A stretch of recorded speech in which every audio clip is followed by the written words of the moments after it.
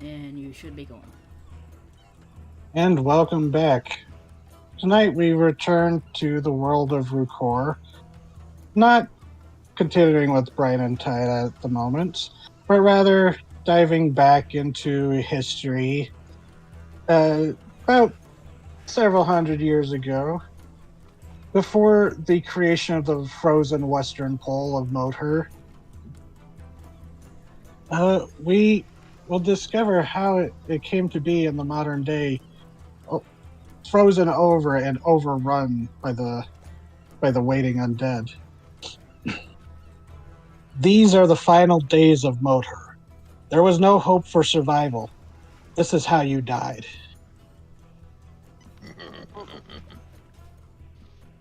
Gloriously. And let's see. Waiting The Undead is city also sta- like a cool fucking title. the city states of the Modhur archipelago are flourishing. Large cities emerge from the lush jungles or are surrounded by the farms that feed the population of the islands and beyond. Their waters are rich with life and kept safe by a diligent navy, ever patrolling and constantly clashing with the aggressions of the Mericians, the Ruby Empire, and even the Draconic dynasties. Not to mention with their backs against the ominous vast ocean, they must contend with the horrors that arise from its terrible depths. The great terraced city of Kolezar leads the other city-states, the metropolis perched at the mouth of a great river emptying into a large calm bay. Carved from great blocks of stone, the terraced city was one of the greatest architectural endeavors in the wake of the apocalyptic deluge, a testament to the tenacity of the survivors and subsequent generations. Yet, with every city that flourishes, there grows an underbelly of those seeking to work without the oppressive eyes of the law. The criminal underworld of Kolezar stretches far beyond the shores of Modhur's Islands, stretching out to gain footholds within the other factions of the shallow ocean. Among them was the Prism Syndicate, one of the prominent criminal groups focusing on the smuggling of illicit substances and contraband, as well as a healthy presence in racketeering, bootleg antiques, and loan sharking. Whether or not you are a full time member or having worked individual contracts, you found yourself under the employ of the Prism Syndicate as Kolezar and the other city states celebrate the news of recent victories abroad against the Ruby Empire and Marician forces.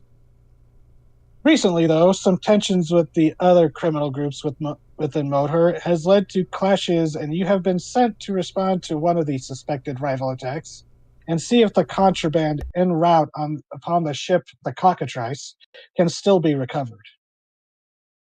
It has been several days at sea as you are aboard the.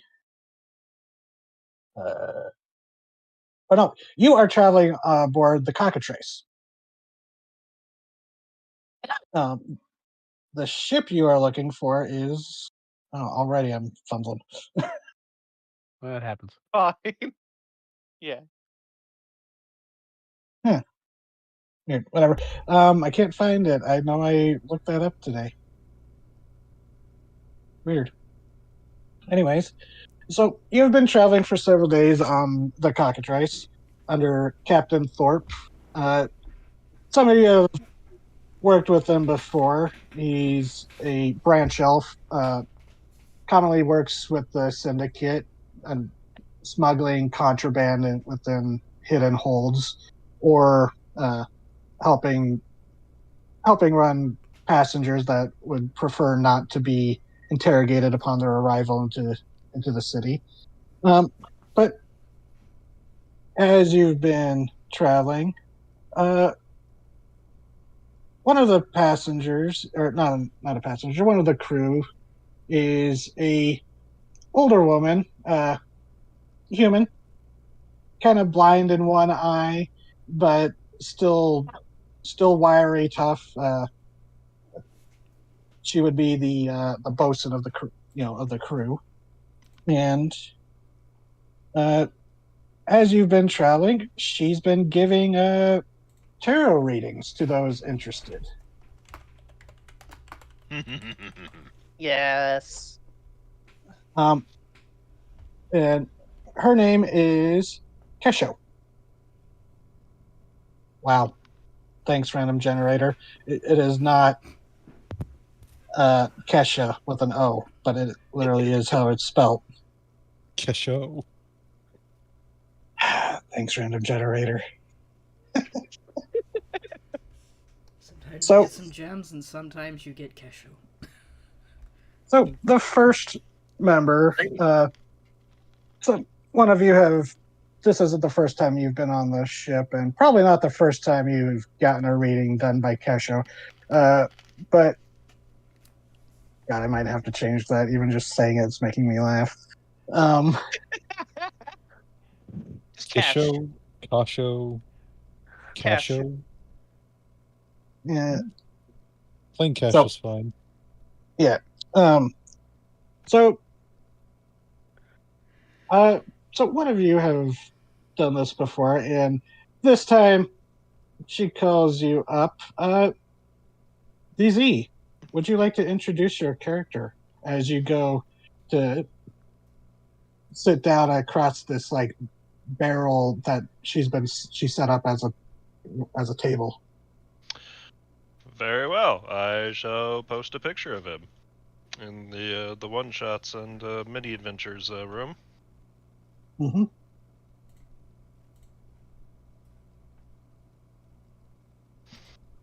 Oh, look at you! You're alive this time.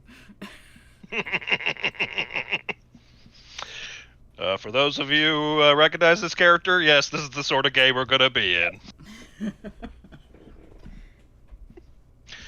But yeah, no.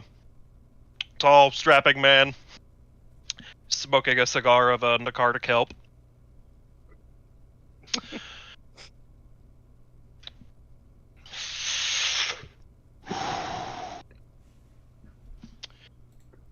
She shuffles Fine the day, cards. ain't it?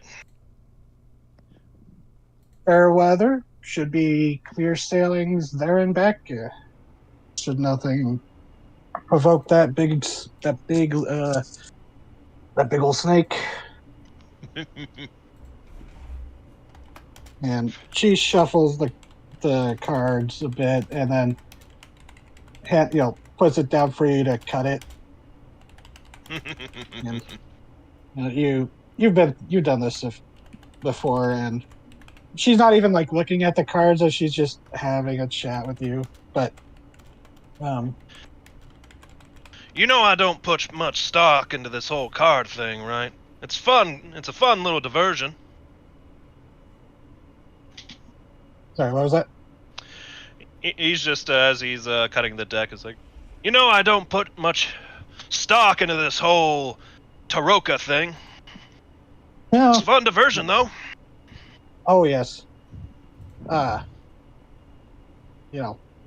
It's really about what you want to see with it. And Yeah, that's the thing that gets me, is the meanings. Like, what you can interpret out of these cards is so broad that you work yourself up into thinking, oh, of course they'll pan out. well, don't go saying it too loud. I want to impress some of the new group you got. So she takes the cards back and shuffles it once more, and then she puts it down and she gestures to you. And now for the past card. As you reach out and pull out a card, and it is the hammer and the chain. The hammer upright.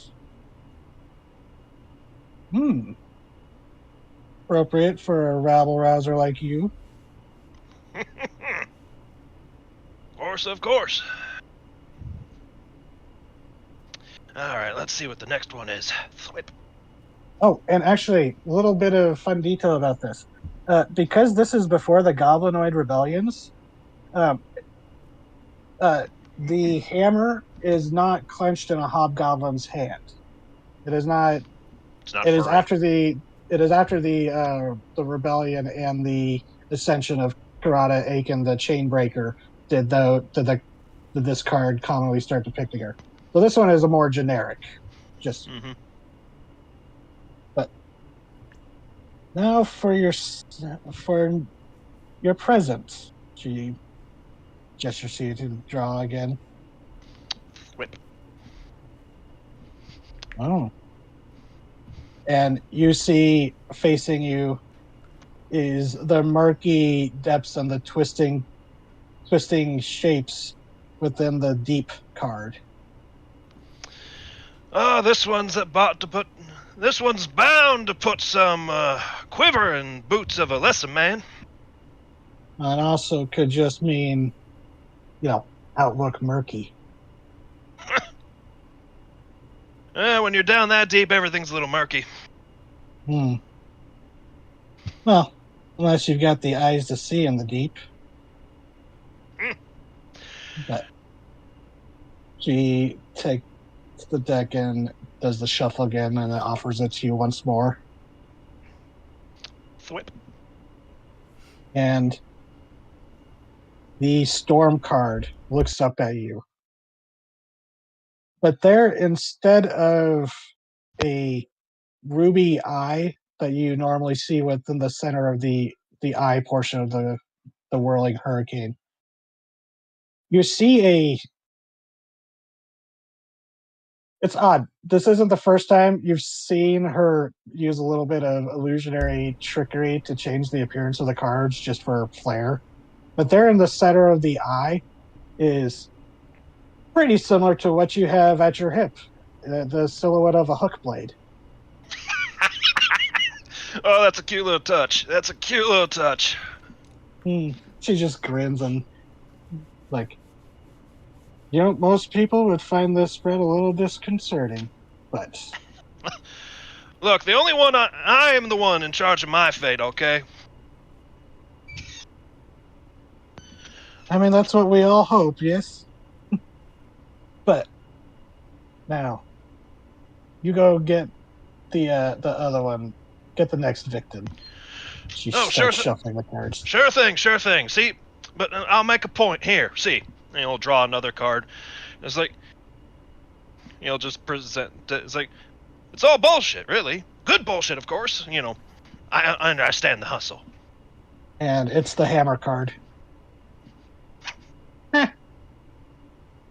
Yeah, see? Gives a little laugh. You draw a second one? He'll shuffle back into the deck and just, and then he'll pull out another one. It's like, two is a coincidence. She just kind of tilts her head at that as she's watching you shuffle the deck. It looks between the deep card, looks between her. Now you're fucking with me.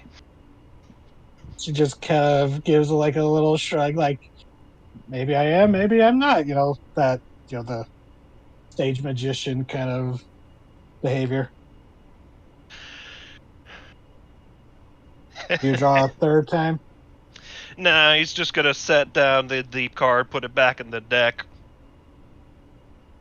It's like, I'll go hook, line, and sinker the next poor sucker. Very well. And when you hand her the cards, she takes it, shuffles it again, and when you turn your back, you don't see this, but she flips the card, and the mirthful grin on her face kind of sours into a thoughtful frown as they're looking up at her is the storm card. Nonetheless, he don't know a thing about that, so Joshua Jones is moseying his way on down. So, continuing to take puffs of his cigar. Who's next? I don't know if I'm there yet. I'll go next. Oh no, everyone is on the ship. Okay. Yeah, you are all together. You departed from Kolezar together on the same ship.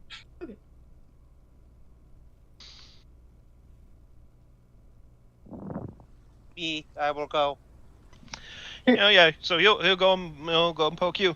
Hey there, Toothsome. So you wanted above deck? Oh, it's you. What for? Oh, just a fun little diversion. Pass the time. Would you like to describe yourself? Yeah. My character is a Haruto, which is a leech person. Most of her body is pretty covered up by her by a what's it called? Is it a cloak or a robe? I think it's a robe. It's a robe. Yeah, it's mostly covered up by a robe, but the robe is just covered in patches of just different fabrics and what doesn't look like it should be a fabric, but is somehow.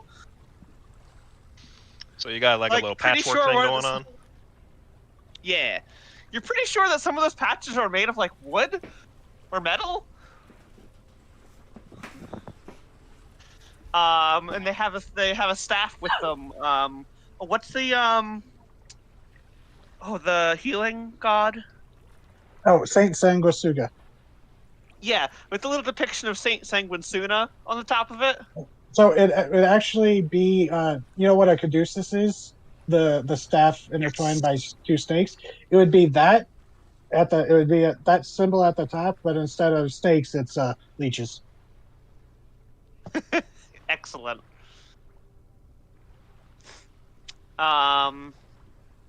Yeah, she's not. Can't see much of her, but she's pretty pale. Her outfit is what really draws the eye. You okay there, Tissum? I'm fine. What kind of distraction we talking? Oh, just a bunch of cards. No, not gambling or nothing. You Lord. don't gotta bring you don't gotta bring your purse. Couldn't find it if you tried. That's what you think. But I'm not in I the. know. Don't challenge the rogue. But look, you don't gotta worry about me. I ain't in the habit of stealing from the people who I'm working with. That's a good way to get shanked. Yeah, you don't strike me as an idiot per se. Maybe a bit of a braggart, Per but se. I'm downright charming, is what the word is. yeah. I'll give you that. I'll give you that. And she'll get up and follow along. You just head up on there, huh? And try not to get too spooked by the results. So you head on up, and you see the bosun of the ship, an older woman. She kind of waves at your approach. She goes, "Over here, dear." Ah, there you are. And so has your character, have they worked for the syndicate before? Yes. Okay. I don't think they're like officially a part of it, but they have absolutely Done done jobs for them and contracts. Yeah. and yeah, you're picked for that because they said it might be a potentially dangerous job with possible rival syndicates or crime families, that kind of Uh-huh. thing. It's not the first time you've had to be like enforcer, but Yeah. Kesho smiles The as love the blood magic. Is that? People love the blood magic. Oh yeah. So she smiles as you approach. Sorry, I just got a text. Oh shoot, I just remembered I have to send a text, but I'll do that. Anyways, so she smiles and you see a card of tarot decks, a stack of tarot cards in front of her. She goes, "So I hope you don't mind. It's kind of a little habit of mine when escorting, passengers. Let them give them a reading of the cards. See what the cards have to say about them, if you're willing, of course." Oh yeah. Tell me how I'm gonna become rich and famous. Just grins, puts both elbows on the table. So Go ahead and roll a d20 followed by another dice and, even or odds. D20. 12. 12. Oh, God. Then odds. 2. Okay. 12 and even. As she flips over a card and she goes, I don't mean to be rude, but I would guess you've had something of a troubled past as she puts upright the desolation card. Fuck. The opposite of the abundance and of the abundance. This card depicts the sun in the center, one half a field of lush crops with the other a charred, burnt forest. This Oof. Rocky starts nothing to be ashamed of. Yeah, I ain't ashamed of nothing. Of course not. And she shuffles the deck again and motions for you to draw the next card. All right, another D20. Yep. 14. And I'm gonna go odds. 3. As you flip over and see the inventor card. Opposite of the mage card. The inventor. This card depicts two figures with their backs turned, mirrored to each other. One working in a workshop full of gears and contraptions, the other working in an arcane library. Actually, no, this one, it would be like the inventor, it would be like an alchemical lab. Okay. Rather than clockwork. And you can't really tell, but you can, because it's like they're both pretty nondescript figures from the back. But in the inventor card, you could almost think that might be the silhouette of a Gerudo. Ah, and look at me. Like I said, famous. And now for your possible future. All You right. might be keen enough to notice she used the word possible. She's making no Yeah. guarantees. 11. Wow. Odds again. 1. Okay. As you flip it over, and this time you see the clock card.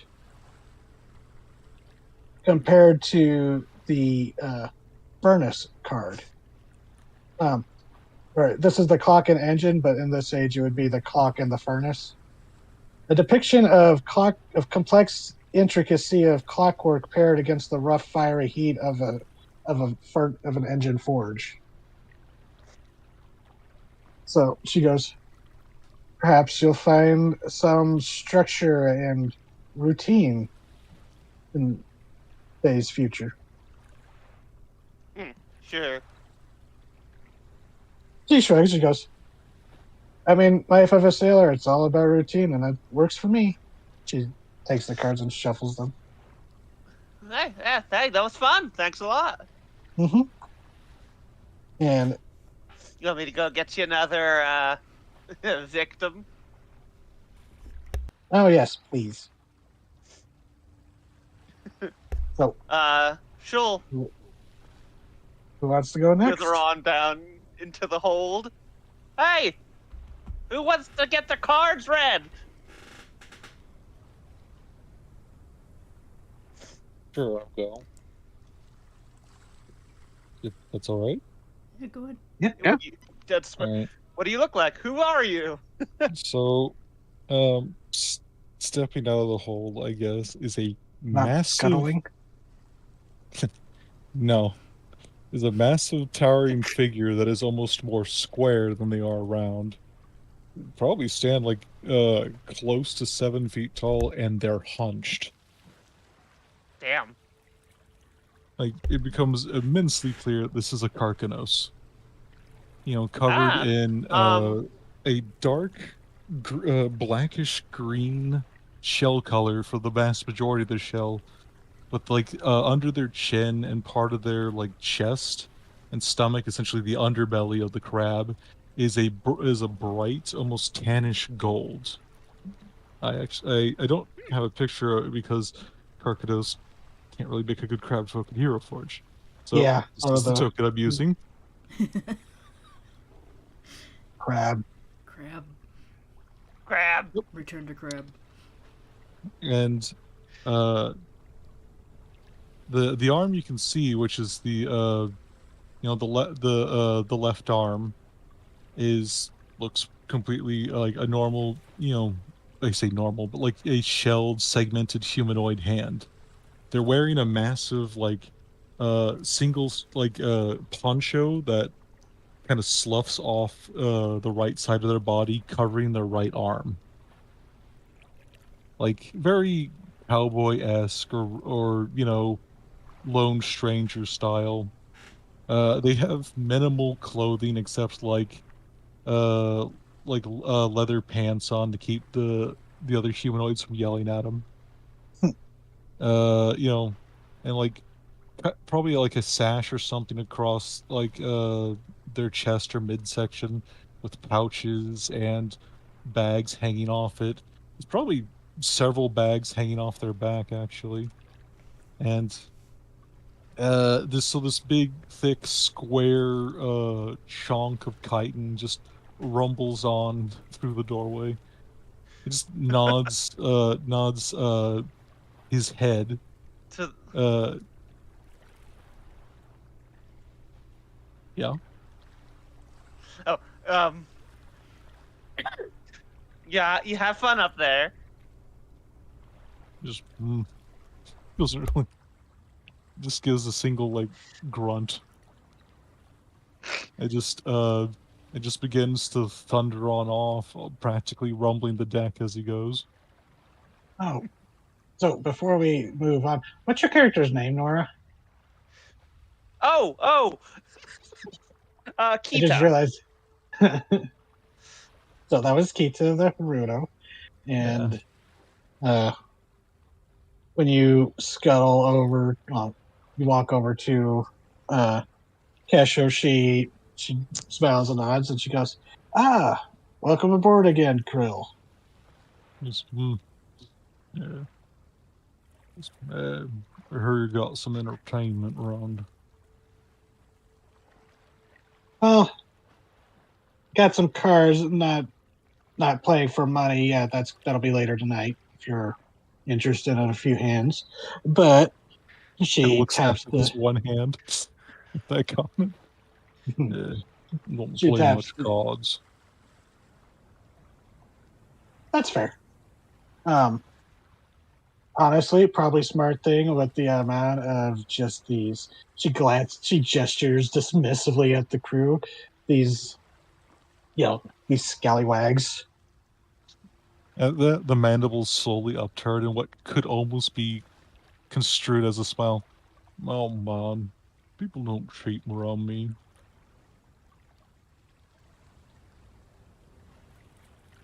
Sorry, what was that? They don't what? Oh man, people don't cheat around me.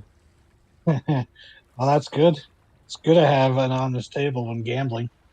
Nah, they know better. Mhm. Or they soon So, get an example.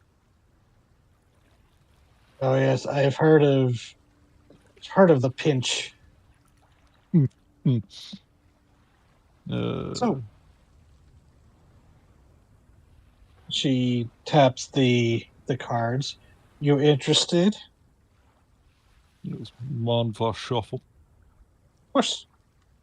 He reaches out with this one hand, he picks it up, and he basically holds it between his thumb and pinky finger, and then using his index and middle finger, he like pulls out chunks of each, like the middle chunk, and shifts it to the top, and it's a very surprisingly dexterous and complicated move.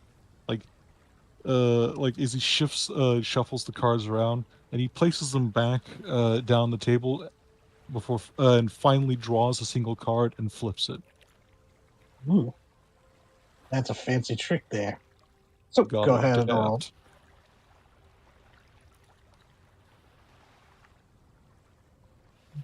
She tries to hide her jealousy of not being able to do that with her shorter fingers. So D20. Yep. Followed by a D4.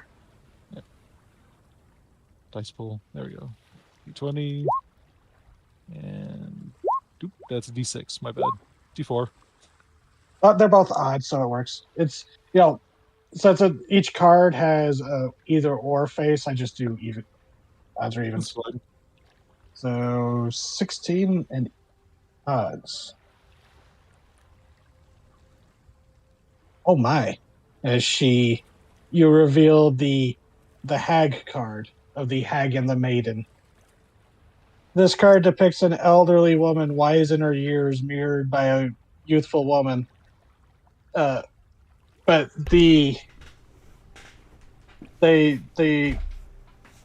when it shows up, they are actually, you would recognize them as, well, they're actually Karkanos. One is a younger, the maiden is a younger, smoother shelled one, while the hag is a older Karkanos whose shell is twisted and spiked, almost like coral growths itself.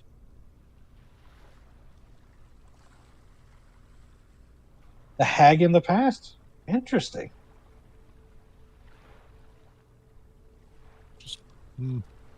Just Yep. And that all she says? Yeah, she's just like, because honestly, I don't know how to spin that myself. Okay. Maybe you were raised by a very wise and old crab. All right. D20. 11. D4. Dice. You also get the clock. Where she goes, you have found your place. You seem to have found where you fit in the gear and the clockwork of everything, haven't you? Just nods at that. And for the future card. 20. D4. 14 as well. And even. In contrast to Nikita's, this time you draw the mage card.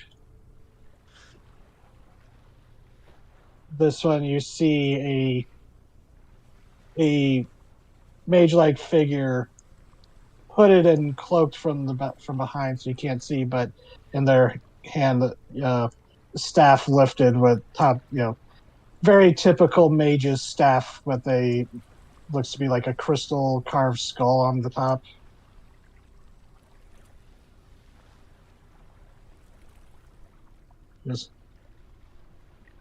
You have a future awaiting you, rich with magic and wonder. Jealous. Just kind of like it's like almost a dismissive snort at that. Because not every reading can be life changing, Not expecting nothing like that. And perhaps that's the best way to approach these cards. No expectations. As she scoops up the 3 cards and shuffles them back into the deck. Just kind of like looks back and forth, like, that it? Then just shrugs and slowly begins to, turn. And she goes, now don't forget, we're playing a couple hands later tonight if you want to join in. That will be for coin.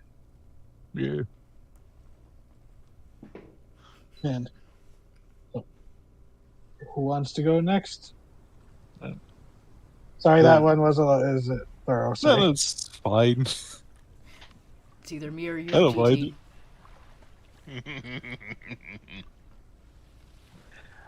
What do you mean there's another spellcaster on board? Show me this charlatan!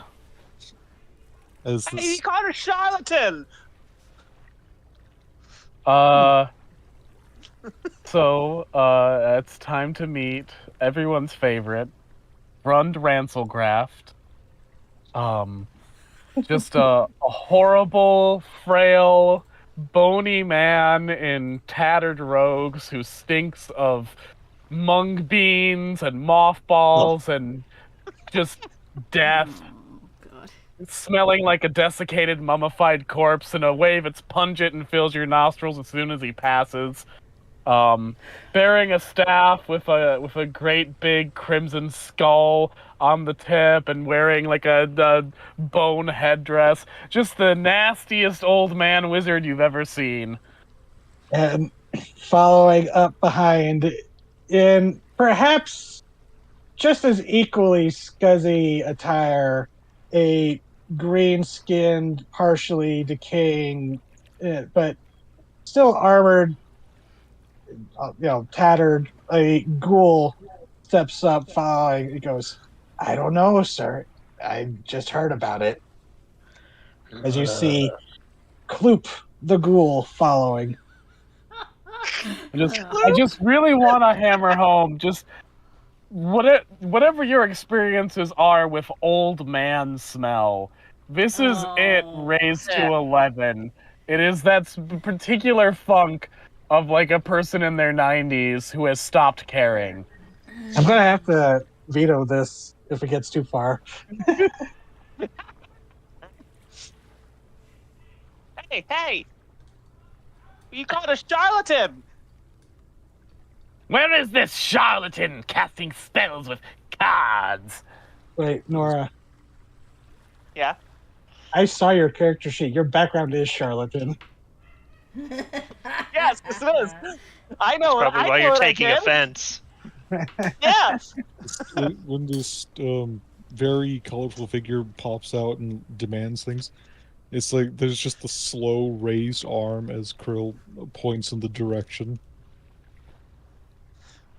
As you see the bosun of the ship just kind of not as old as you, but she's just like an eyebrow raise as she looks at you in confusion. Not confusion, but just like Grund Gee. goes up to this fortune teller with a swish of his mildewy cape. So you are some sort of prophet, are you, an oracle who reads from children's cards? Oh, you're fun. Would you like a reading? Yes, show me your craft, charlatan. And so she shuffles the cards and she puts the deck out. If you would like to give it a few shuffles or cut the deck. How me do that? So roll a d20 followed by a d4,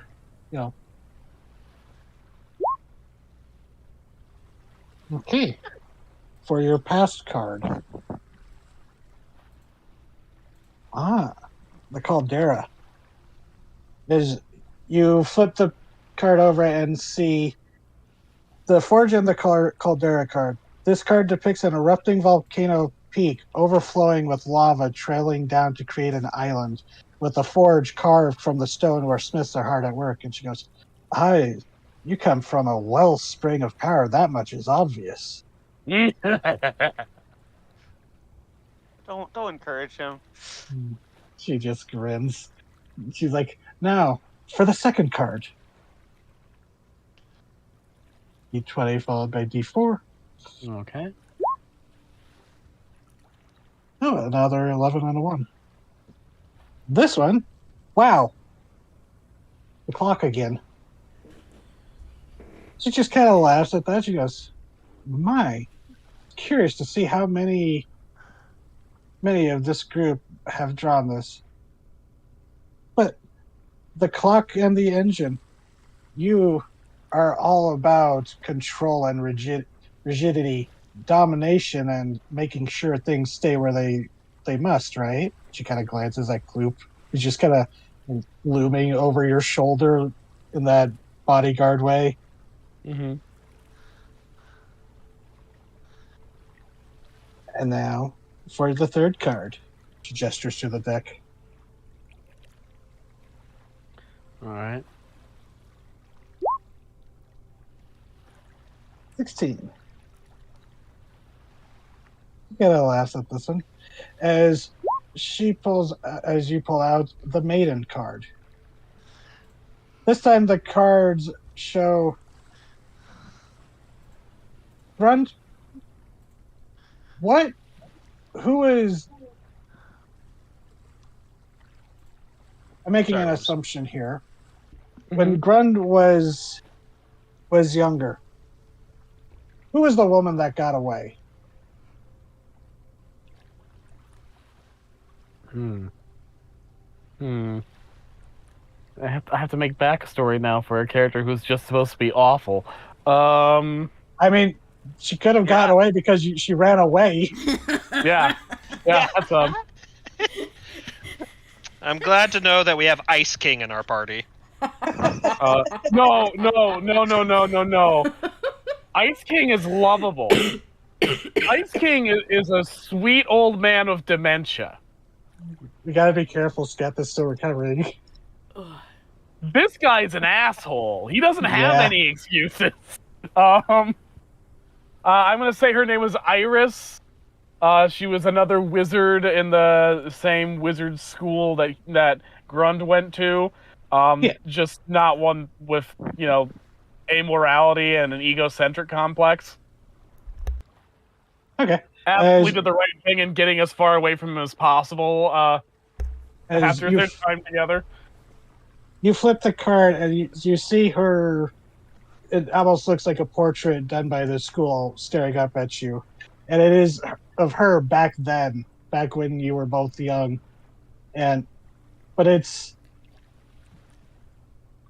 But the flip card of it, the hag version, you just see a decayed, almost skeletal version of her. And Grund scowls and sweeps his arm and knocks the cards off the table. As I thought, cheap parlor tricks. Hey, don't be an ass. not everyone likes what the cards have to say. He swishes his cape and stalks off. Come, clap. Yes, boss. As he was Hey. he bent down to was scooping at the cards for her. Hey, moldy old wizard. I'm sorry, I don't talk to peasants. I'm sorry. Yeah, your blood smells so shitty that I wouldn't drink it if it was the last drop on Earth. Well, in the plains. Is that supposed to be an insult? I like it in my body, thank you very much. Hey now. The ghoul, Grund, you don't notice that your passive perception isn't high enough, but Kloop, behind you, just kind of nods, yeah, he smells pretty bad. The ghoul's nodding in agreement before he catches himself. You're like if Rock got up and started walking around. Hey now. Let's not get at each other's throats. Hey, he's the dick who knocked down the cards. And And he doesn't seem to be a fan of another spellcaster. Well, leopardfish can't change its spots, but we hired him for a reason. Let him go. You're lucky there's a I'll show clause you. in the contract about not purposely killing fellow subcontractors. Oh, just wait to. Well, let's wait. I'll show you what a real spellcaster can So- do. Katha, your character by this point would have heard this commotion and probably came out to the deck to deal with this. He's just kind of been standing there watching everybody, but he's 3 feet tall, so he's kind of hard to see sometimes. And he's just watching this. Until the light catches him. He's just watching this byplay. He is a halfling, because I couldn't help myself. Joshua leans over the railing, says that. Hey there, little man. Hey, what exactly is going on up here? Is kind of. You're all Oh, kinda just- getting real loud. Oh, playground antics, that's just all. How about you come up here and get your card read? Oh, I mean, all right. And he walks out, and he's actually got a helmet on. It's like what that. I'm trying to find the correct picture. Yeah, here it is. And he has there's a little beetle on his back. And by little, I mean Oh, the exact same size that he is. Oh, geez. yeah, because he's little. So he leaps up onto the upper deck without any problem and lands in front of you and goes, "All right, wait, a card reading?" And you're gonna notice that in direct contrast to the old man that just left, he smells like mint. It is all around him, and it would be called a miasma if you hadn't just smelled that old man. Yeah, God, everyone's gonna make sure you stand close to him just to cancel each other out. Well, aren't you a breath of fresh air? Well, no, actually, because then it just smell like an old man who's eating a mint. It would be peppermint. terrible if you were both together. That would be bad. This is gonna be an awful trek through the woods. Well, I mean, so card reading. What I gotta do here? Just sit down and pick up some cards. Casio, so you went over to her? Yeah. Right. He'll sit down. Okay. Yeah, and she has the card. They're already scooped up in the deck. Here's the Actually, beetle. you know, I didn't make a note of this, but she actually used a bit of prestidigitation to grab to stack the cards up again and grab the deck. But she just goes, "Oh yes, just typical little reading. See what the cards have to say about your past, present, and future. 3 cards." Okay. And she shuffles it and gestures to you to cut it and pull the card. So D20 followed by D4 for the first one. Well, I apologize if this is boring, but I ain't got much. Oh, the cards are never boring, at least to me. Let's see. The 5 and even. As she flips it over, as you see the chain card. The hammer and the chain depicts a tangle of chains restraining a clenched fist, opposite of those same chains being smashed by a hammer. But the chains this time they're more like when you blink and they kind of look like twisted vines forming the links. What's that one mean? Perhaps in your past you felt like you were constrained. Could be family, culture, just circumstance, or even your own doubts. Well, that's pretty accurate. I mean, I got over that. Yes. That is why it appeared in your past card. So she shuffles the deck again. And now for the presents. 6 and Presents. God. The moon. As you flip over the card as you see the moon and mirror card with the moon upright. This depicts 2 moons in the sky over a mirror smooth lake. But in the lake's reflections, only Vera, the larger of the moons, is reflected, with Lut, the smaller moon, being missing.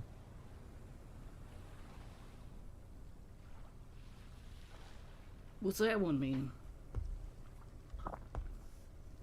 Oh, it could really mean anything. The moon is shining light during a dark time, perhaps being a guide to those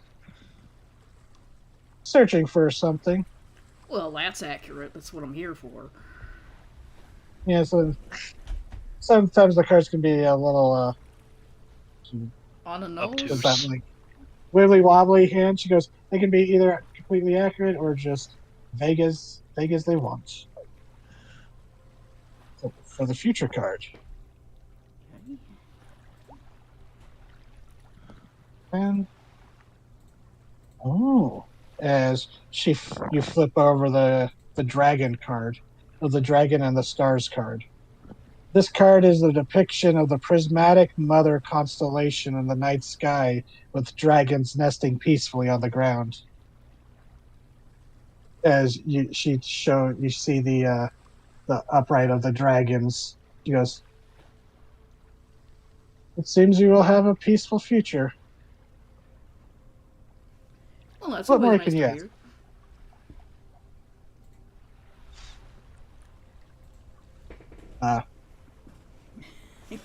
DM's note: it is not a peaceful future. I mean, death is peaceful.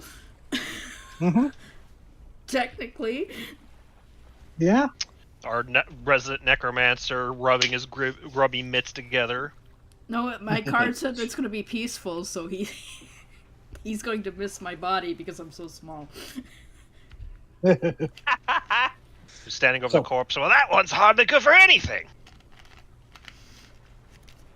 So, she takes the cards and shuffles them in. She goes, the cards can be playful or accurate or strange if they wish. Well, it was fun anyway. Thanks you. Thank you. And, And- the little beetle head is going to pop over his shoulder, and the little antennae are going to wiggle at you. Oh, isn't he sweet? Aren't they sweet? Didn't mean to start typing there. My knee leaned on my keyboard.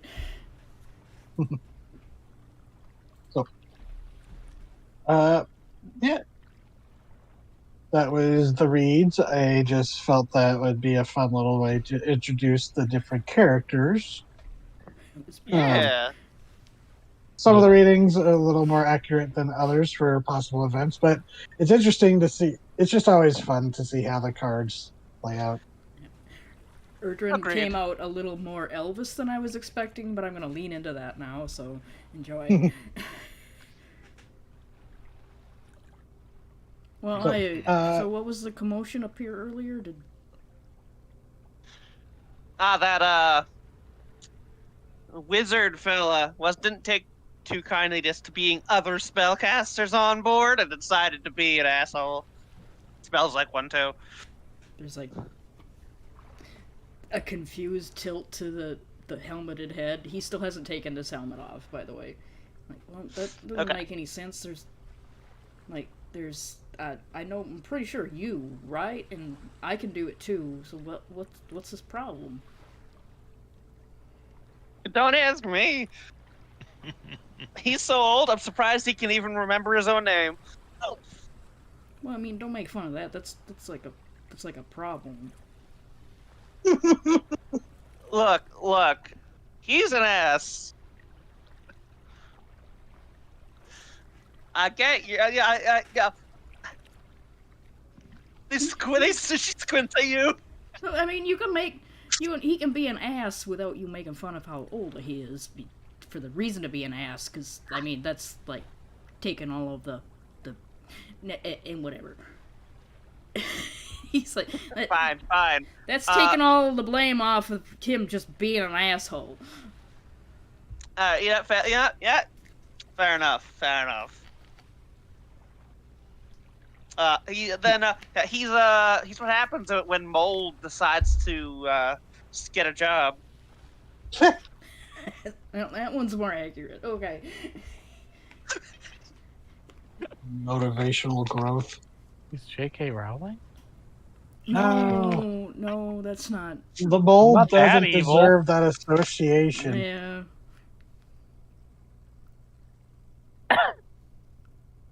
Well, that was an interesting card game. I mean, I don't think it was a game so much as just like drawing cards. They're gonna do some actual games tonight. That'll be for actual coin. I ain't so good at those. I might just watch. Yeah, it's fair. So, I know better than I- to play a card game with some of the folks on this ship. She side eyes JJ. Why, you good at it? So you can actually I kind of ain't. play blackjack just with 2d12. You kind of can, yeah. Yeah. I'm not particularly gifted at it, but our lean fellow over there is pretty good at it. Well, come and watch her play cards later then. And he's gonna, again, leap off the top deck and just land on the bottom one. And go back to where he was. What's that little bug guy on your back? Oh, he's my friend. This is a Wilbur. Why there, Wilbur? His head pops over his shoulder and the antennas wiggle at you. Adorable. I don't know why, but naming a ranger naming their companion a name like Wilbur just reminded me of DZ's Ignoi naming his Gunter. I know. Gunther! That's where I Here. took the inspiration from. It's like, Wilbur would be a frickin' thing that a hobbit would name their goddamn pet, wouldn't it? Mm-hmm. Yes. Some beetle. No, wait a minute. I got it mixed. Gunther was the name of the actual Hignoi, but his pet was named Humphrey. Humphrey. That was it. Humphrey and Wilbur. Yeah. I think he was. Now I'm Humphrey the third. imagining a halfling or hobbit ranger with a beastmaster, but it's their farm pig. And if is intimidating somebody, it's like, I know how to dispose of the body. No one will ever find you. No, it's the one you need to be afraid of is the Hobbit with the giant frog. It's just it's 1 second you're there, the next second you're fucking gone. Yeah. So like it was mentioned in off the air, but fun fact about Gerudo husbandry history is they've domesticated things called blood toads, which are giant toads that are pretty much sedentary after domestication because they just sit in place, get fed food, and get bled for, the leech people. Mhm. The thing is, frogs. If anything gets up close enough in front of them, they will sometimes just opportunistically try to eat it. That's fair. Not very bright, are they? No, but if they do Maybe. go feral, adults won't survive just because it's like a dog getting or like a greyhound. They can't compete in the wild, so they don't survive long as a feral. But if tadpoles go feral and evolve, can grow up being predators, they can actually be a problem.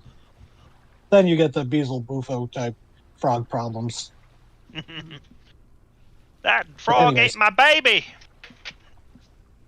I mean, yeah. So, anyways, you can hang out. It's another day to the target, which actually, Joshua, Mhm. you have a little trinket on you. It's a compass that has been attuned to the cargo that you are to recover. Flips it out, checks the heading. Still dead on. From what you can tell, it hasn't moved, so it doesn't look like it's being transported elsewhere, which is a good thing. Mm-hmm. Good sign, good sign. Flips the Oh closed. God, I just realized what voice you're doing, Drifter. Yes. I warned you. I'd do it. So yeah, the evening comes. Solaris sinks beyond the horizon, as the crew gathers in the galley to have the nightly card game. If anyone wants to join in, we don't have to play cards because that would just eat up more time. But I'll say Joshua participates in the game. yeah, so if we want, people who want to participate, we can do just a charisma roll off. Erdrin is I will just going abstain. to Okay. not, because Okay, charisma or wisdom? Wisdom I Kita might is be not good with. playing because she's Yeah, I'll do a wisdom roll off. the rogue's playing. She knows better. Okay, so I'll go for a wisdom roll, but like I will say Krill is looking very aggressively for any signs of cheating. all right, Yes, do a perception check. Yeah, wisdom's garbage. I'll do perception. 23. Hey, Jesus. hey, Well, Raven, my wisdom's garbage. Yes. that is Yeah. one above my passive. Oh Jesus! You made an eye. Well, Grund, See all. yeah, It's fun, isn't Grund, you basically count cards the entire time and just clear a lot of the people out just because that's such a massive roll difference. So, Grund, you win. You insufferable bastard. I guess it's a good poker face to have when your face is made of leather. I win again, as I do in all things. Question: is counting Um, cards considered cheating? No, Yeah, it's just not checking. so much he was counting cards. It was just more like he's good at reading people, I suppose. No, just checking. Also, oh, you know what it was? A lot of people are like, "Oh God, we need to end this game fast. I can't sit next to him any longer." Not to give him an aura effect, but He's, yeah. So it only yeah, exists in flavor, which is to say he's spoiling the flavor. ugh, Ugh. someone it was not uncommon for other mages that have to interact with him sometimes just to be like prestidigitation, Febreze the air around him when he's not looking. Erdrin still has his helmet on, so he has no idea what you guys are talking about. He just smells mint because he smells himself. So yeah, Grand, you make out pretty well, but you probably get the feeling, and the rest of you, that's going to be the only time you're invited to the game. But evening comes, you all sleep peacefully, depending, can't say, I can't make assessments for your mental state, but it's a peaceful night as you get closer to they don't even really have names. They're just, marked on maps for like, watch out, these islands, these rocky islands. They're more like little spits of land with barely any vegetation clinging to some of them. Mostly they're just bare rock that occasionally get exposed more due to the tides. JJ,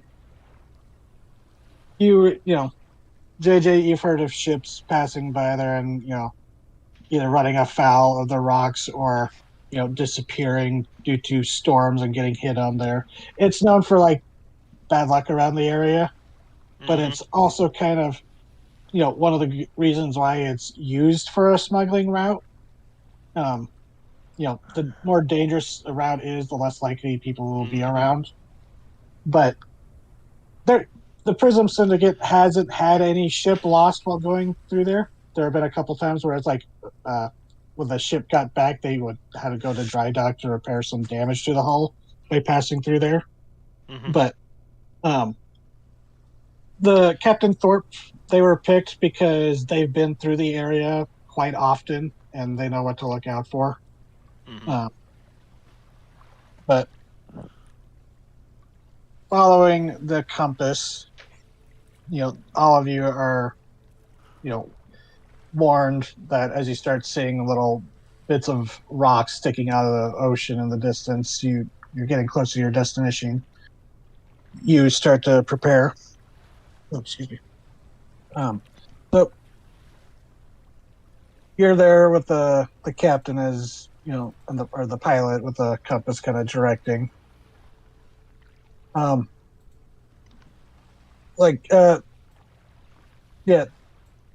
Those of the rest of the group, you've seen them use that before. Look at it, but now it's kind of clear that you're following the direction of this, compass thing that JJ has. Mm-hmm. But you approach one of the larger islands. This one, it does kind of have a bit of foliage on the top. Doesn't look more than maybe like half a mile across at the widest. It's like one of the biggest of this small little chain. But as you go, you realize you're approaching it, but then you hear from above the lookout in the crow's nest go, "I think I see it. Shipwreck that way." And he points off to the left, which I guess is the starboard side. Mm-hmm. Yeah, because the port's on the right. And you look over, and they're kind of half submerged on some of the rocks. You see the remains of a ship. And as you approach closer, oh shoot, I still haven't found the name of the ship. Oh no! I can give you a minute as I'll go and address the rest of the party. Yep. But so I was going to say, as you get closer, you do see you confirm by the prow of the ship, which is above water. The back of the ship is beneath, just tilted that way. Mm-hmm. So you can't see the name of the ship, but you recognize it as the missing ship. Mm-hmm. Yep, that's our girl. But the thing is, the compass is pointing away from it towards the island. This is attuned to the cargo. Ship's right there. Cargo's pointing over that way. Got pirates? I only found it. Jesus. The ship is the Sun's Pride. Jeez. Alrighty then. And it has like a the front of the foremast, the figurehead is a lion type figure, like a lion with a kind of fiery looking mane. Mm-hmm. Well, looks like we're gonna have to do some trekking. Yet, but some of the old symbolism for Solaris pre-deluge were lions, but as lions didn't really. Yeah, that's the thing. Lions didn't really do so well, so they're kind of now. There's sea lions. Maybe that's a funny looking sea lion. Yeah, lions are now kind of like considered like what unicorns are now to modern day, real life. It's like, oh, it's a fantastical beast. And then you learn it's like, oh yeah, there were rhinos, woolly rhinos that people called might have been unicorns. It's like, oh, that was a thing. Anyways, tangent. Sorry. So, okay, go ahead, JJ. Well, it looks like we're going to have to do some trekking. And, walk over to the railing. All right, gang, gather up. We're finally ready to get this mission underway.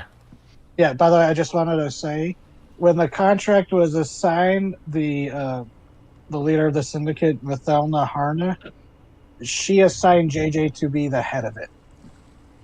Mm-hmm. To head up the operations. That makes sense. Yeah. JJ, you've worked for Vithelna for years. You and Krilla are kind of like, you two have known each other longest since you both worked for the syndicate, but you've worked for her the longest. Mm-hmm. JJ's just a humble smuggler. For now. But I mean, he's got a day job, He's a fish gutter during the day and a smuggler by night. Yeah, So you could smuggle all sorts of things in a fish the size of a car. But, yeah, he's just waiting for them all to gather. All right. I know we've been sort of antsy these last few days, some of us. But we're finally here, and we're finally going to do our job. Now, I'm going to remind you what that job is. It's real simple, just package retrieval. Unfortunately, Yes. look over yonder. There's the ship that was carrying our precious cargo. Cargo's moved since then. So we're gonna have to hoof it. And be prepared for anyone or anything who might have stolen our goods. Now to reintroduce myself, since I am the head of this operation. My name's Joshua. Joshua Jones. And if we're friends by the end of this, you can call me JJ. Now, each of you's been hired because of your particular talents. Or just because, you know, you don't know nobody, so you don't go snitching. But I don't think any of you would do that, right? There is a confused tilt to the helmet, like, stitch about what? We're just picking up a package. The fuck are you talking about? He doesn't say anything out loud. Mm-hmm. Okay, I sent you something. I sent you some more details. Mhm. Easy.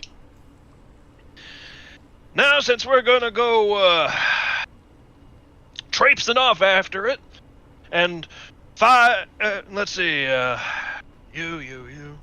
Well, let's just say more eyes are better than just two. So, in case you see it, large wooden crate, chained down. Probably a little frosty.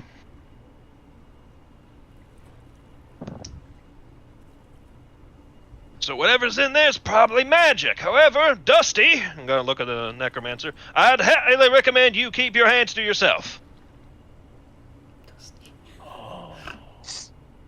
Fine. Because otherwise you'd void that lovely contract you've signed. He We can get you nods. things you can't otherwise get, so, you know, it's good to exercise some self-restraint.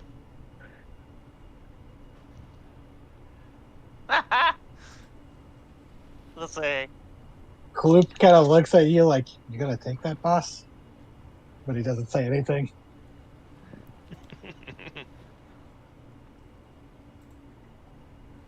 So, you can either go towards the island to land, or you can possibly stop to examine the ship. It probably, you'd have to take a rowboat there because the cockatrice isn't going to approach it. Yeah, of course. You know, We'll you have don't to take a wanna get boat wrecked. either way. yeah. So, you can first either, things first. We should probably check the wreckage of the Sun's Pride and see what the heck killed them. sounds like a good idea, boss. Right on, Twosome.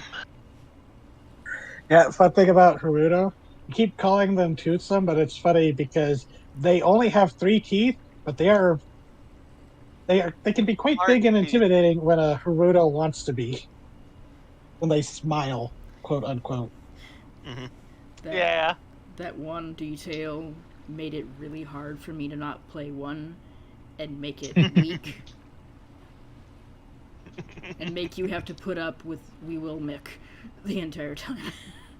That would have been absolutely hilarious if you would have been murked on session 1. Wilmick? Weak. We will my, Mick. my horrible leech kaiju. That Oh, is colored okay. like a circus tent. This is apropos of nothing, but there's a squirrel outside my window, and I just watched him scratch himself.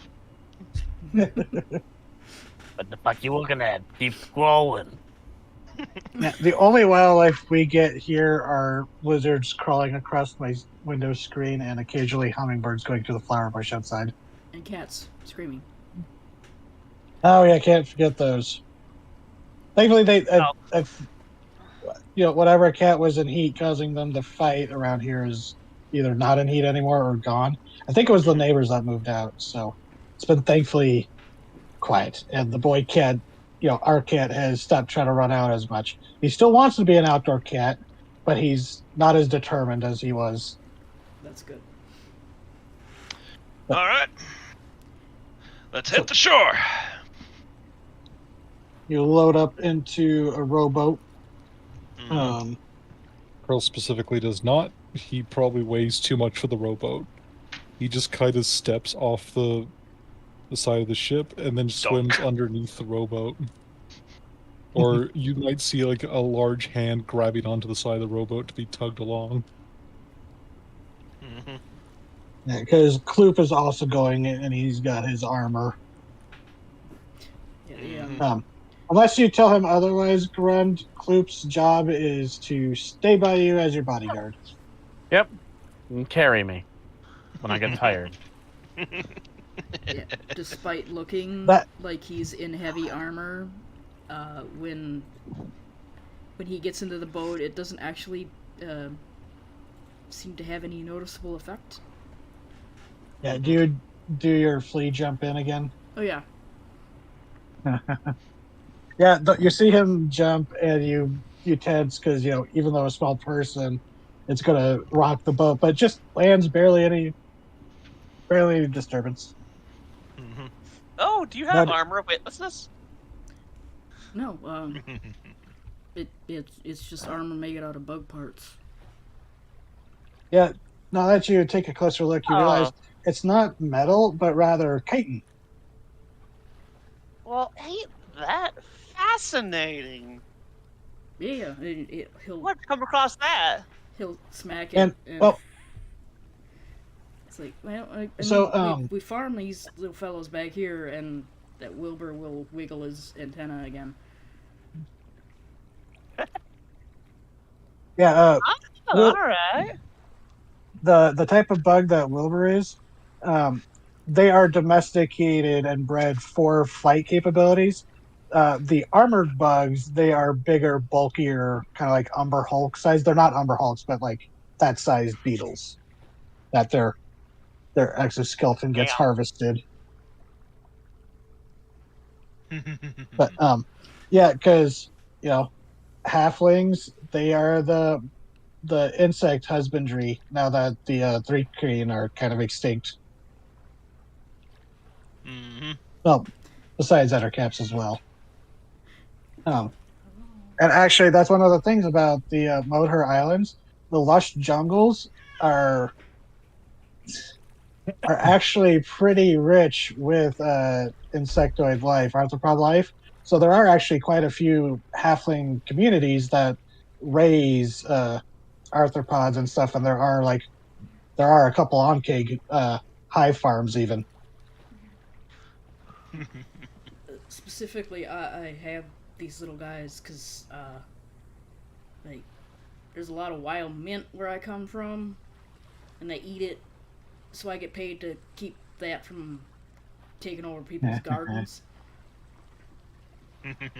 That's why you smell like mint. Yeah, I'm sorry about that. There's not much I can do about it. Hey. Yeah, whoever has to Hey. sit between Erdrin and Grund. Woof. I'll try not to let it mingle. Tita is next to what's your name, Callie?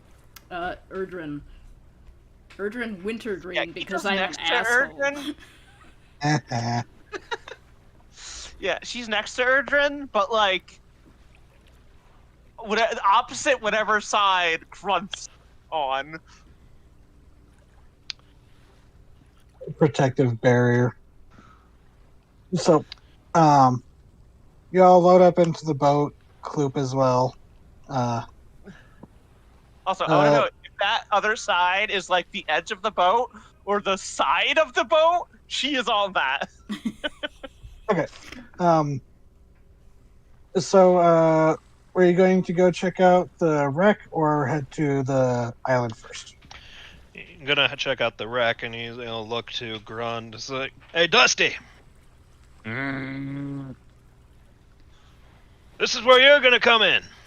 You're gonna use your particular talents. Maybe if we find a body, you can persuade him to talk about what happened.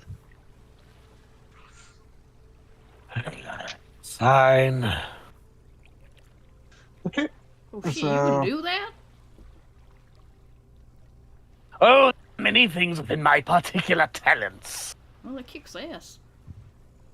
So, does anyone have Thank you. water You may vehicle survive. proficiency? I Have would. proficiency? Water vehicle proficiency to navigate this small Oh. boat No, I've around got the dangerous rocks? carpenter's tools and a healer's kit proficiency, so... I pay people to have that for me. I think JJ or Krill would probably be the ones who would have it. JJ, you're a swashbuckler, so. Yeah. Bill does not. He has never taken a water vehicle personally because he can swim. Okay. So, yeah, JJ, it would be up to you.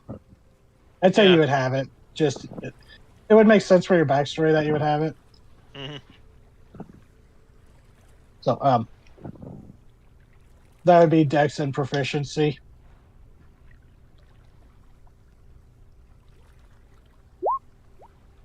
Okay.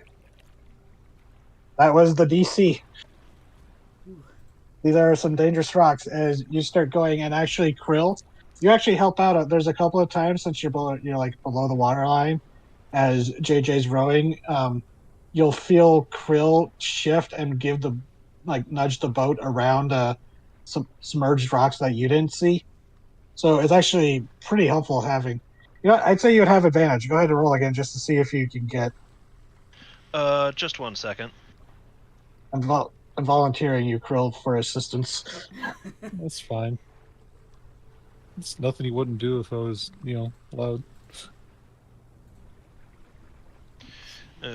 Forgive me, I just stepped away from had to step away from the computer for a moment. You're good.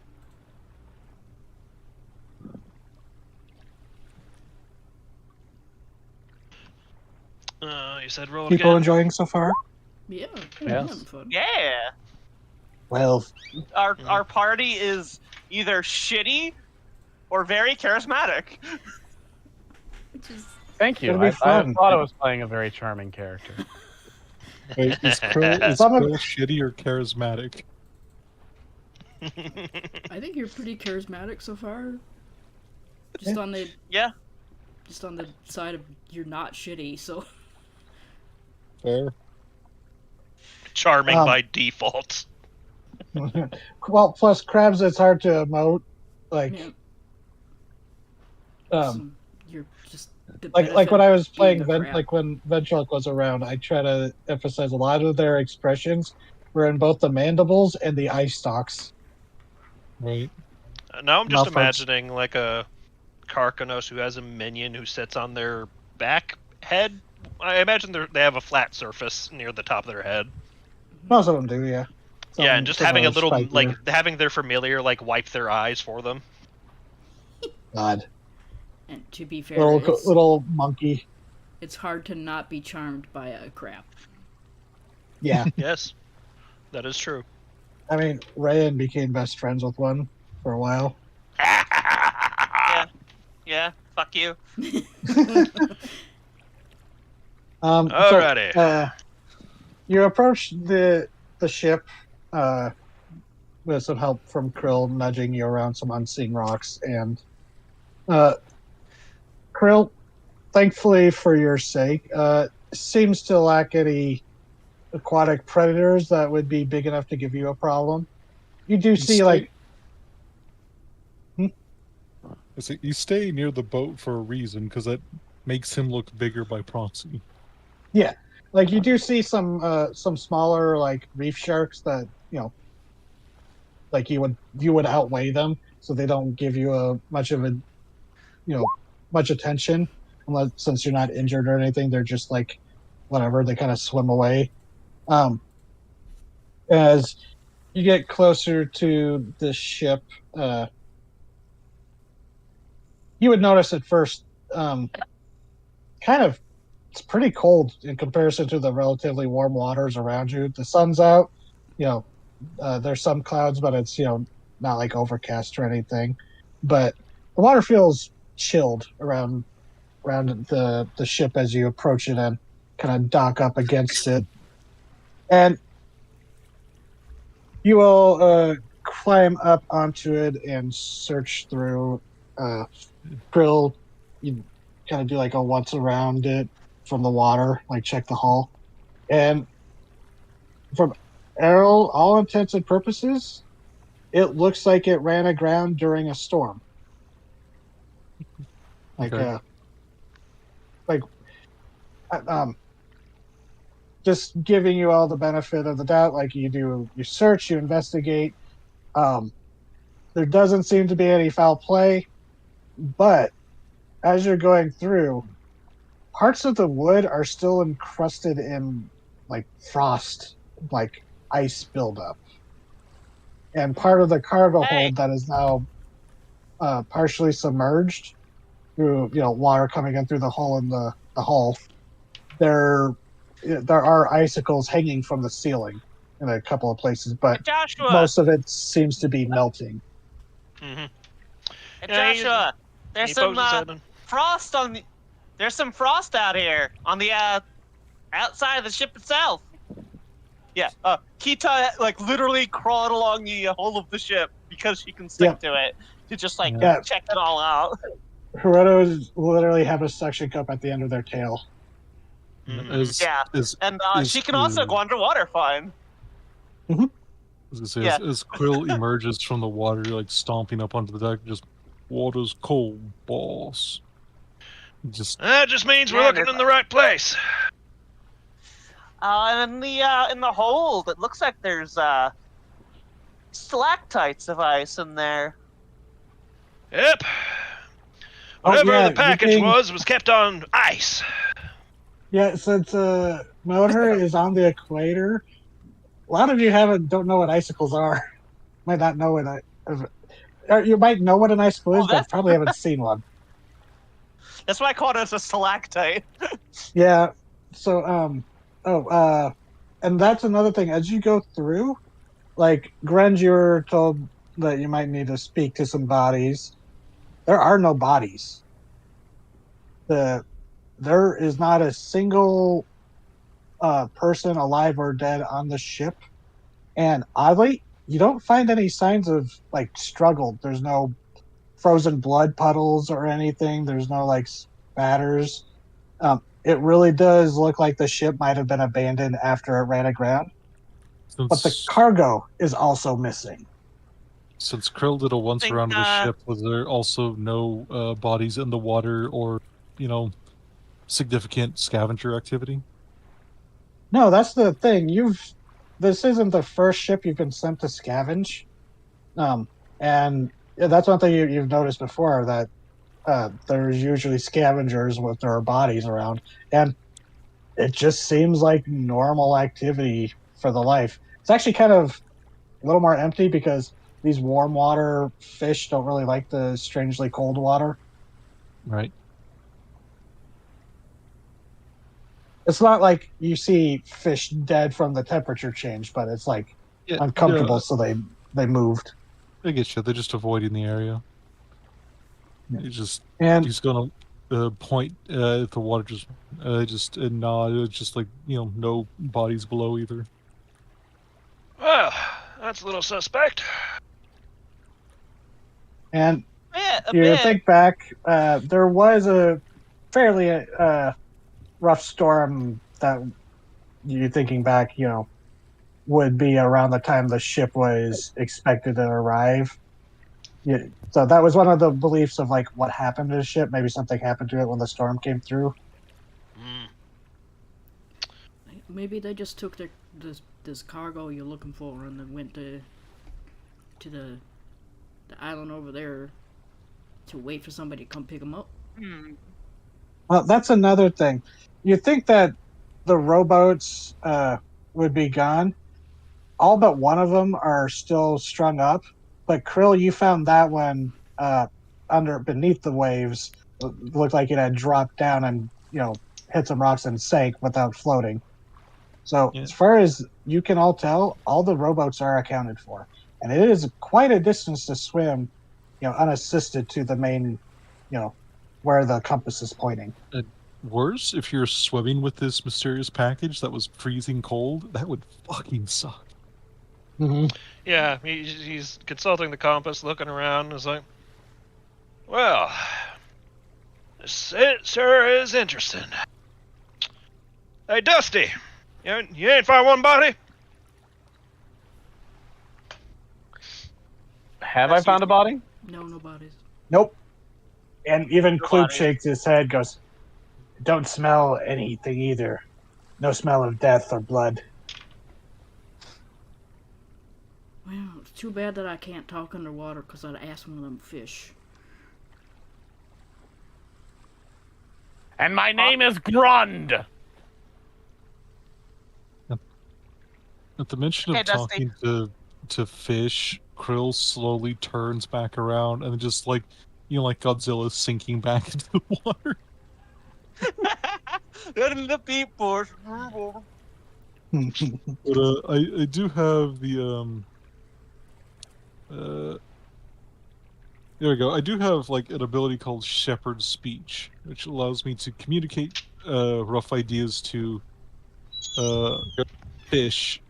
I can't Mhm. understand them, but I have speak with animals, but I can't speak underwater. Well, there's an alternative. There is a solution to this.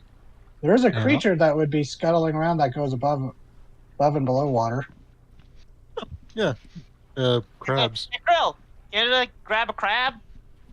He would Yeah. look for some good Kruby boys who are probably out of the surf, considering it's cold in the water. Yeah. Do an animal handling check Oh God, with why? advantage. Oh no! But you would have advantage as being a Karkanos. Good. I do not have. Yeah, I do not have that query thing on. Nice crab. 19 then, since I have advantage. So you see some of these crabs that are above on perched up some of the one of the other rocks coming out of the water a bit of ways, and you go communicate with them that you want them to. Yeah. What do you communicate to them? It's like, he will communicate, talk to land folk, food in it for you. While he's Okay. looking for this crab, can I start casting this as a ritual so I don't have to use my spell slot? Yeah. So, Sweet. but you would have it cast by the time Krill shows back up carrying like a 3 different crabs that crawled onto their claw. It's just a big fucking ham hand with just a bunch of crabs on it as you lumbers Yeah, they're over.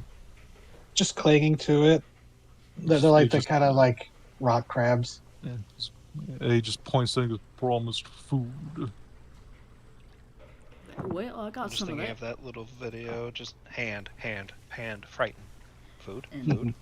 he'll dig out some rations, probably, dried fish, I'm guessing. Hand them out. If they do a good job, you could give them a little bit of Wilbur's beetle jelly. I mean, I could. While Wilbur squirt in their mouths. But No, that's not what I No. mean. I mean, don't, have you seen the? So, for pet keeping for beetles, there are little jelly cups that you can get for pet beetles. Oh, yeah, I yeah. know. That's much less fun. Yeah. Some of Wilbur's rations, yeah. But yeah, But I mean, he'll start with the dried fish and promise them more after they answer nobody some likes questions. milking the beetles. Well, little fellas, start with this, and I have something to ask you. This little ship here, did you see where the people and the stuff on it went?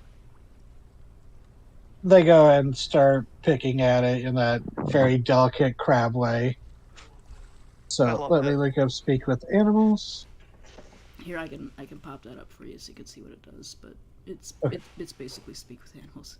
I have I don't know what the influence action is, but that is what it said in the spell description for the new one.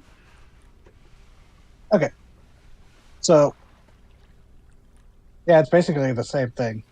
Yeah. Um. So very Yeah. very simple ideas like where did this shit go? Yeah, so there you go. He was like,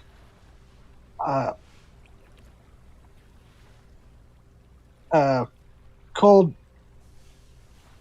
thing showed up. And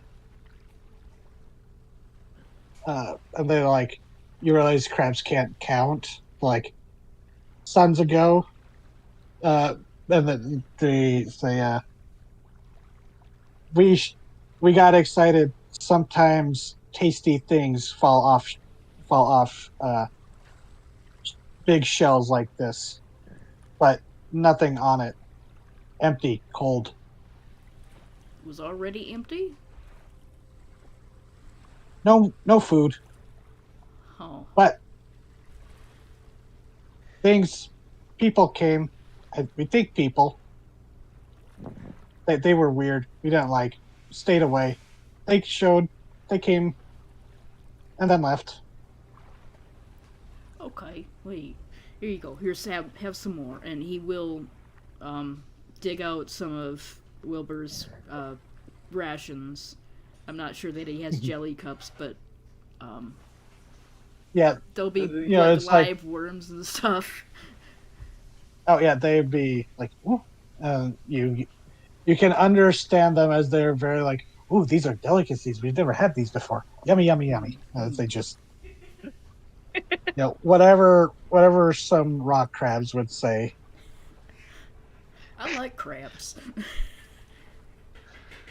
Well, they said that the ship showed up and the cold thing was there. They didn't say that there was anything on it at all, except for the cold thing.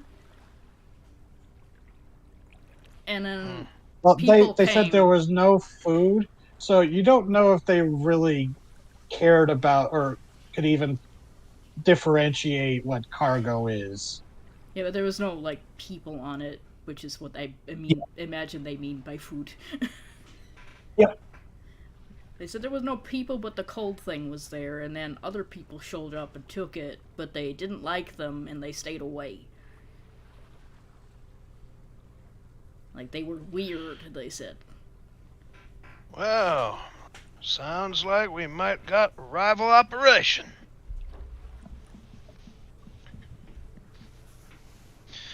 Let's get to the bottom of this.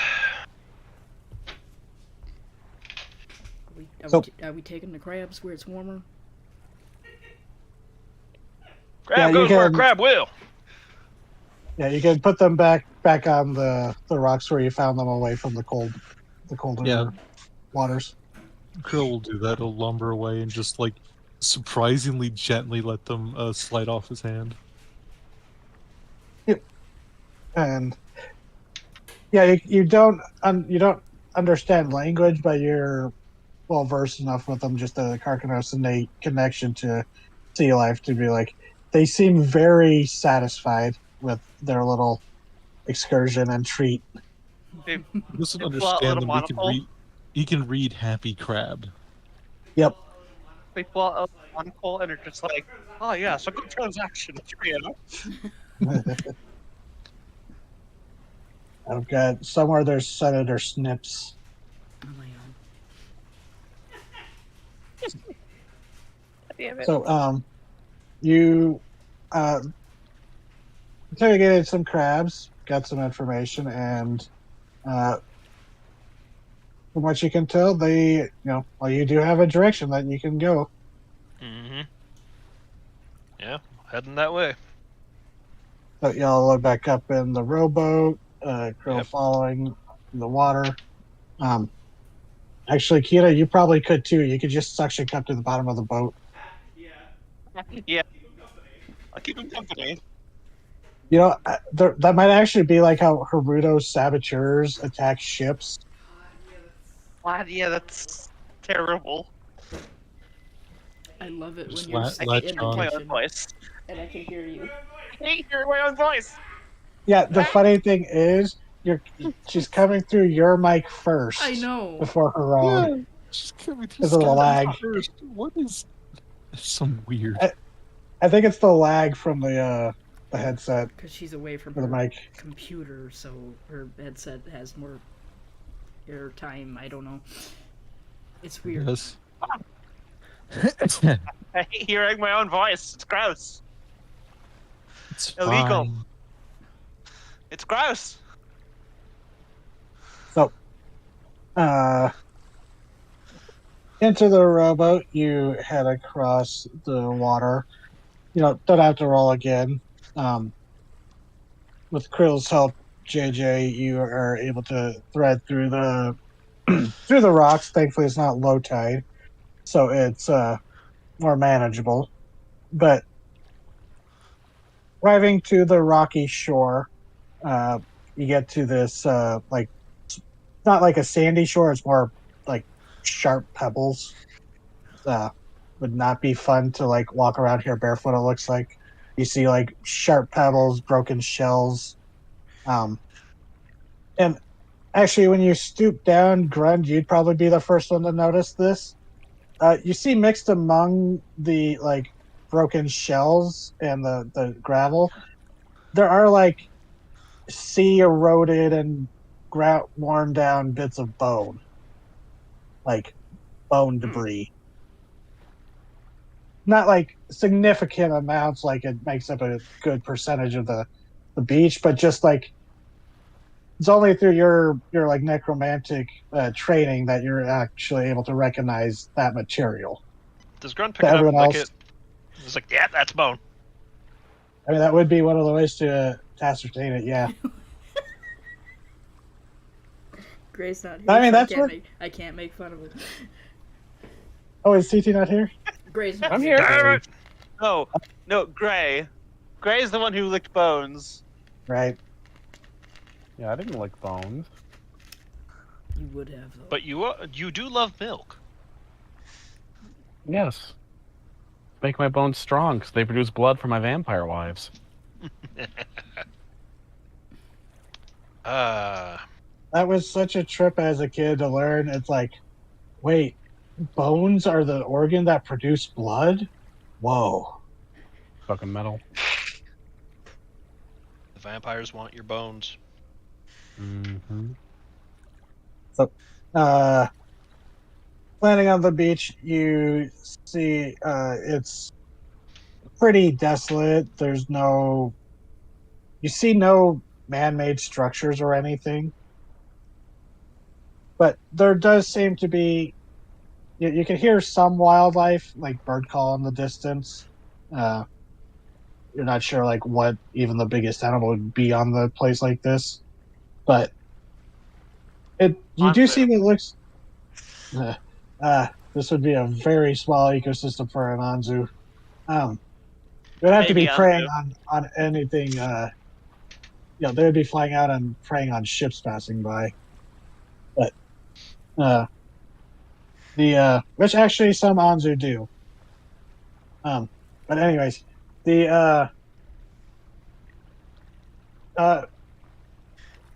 who wants to do actually following the compass? JJ, do you want to do a survival or a perception? Yes. Would anyone like to assist me? Yeah, I'll assist you. Oh yeah, wait, you're the guide. I mean, I'm assisting. That's a pretty good roll. Yeah, well, anyway. yeah. And thank you for the assistance. Fuck, I forgot. That was your character's whole deal. I'm sorry. No, you're good.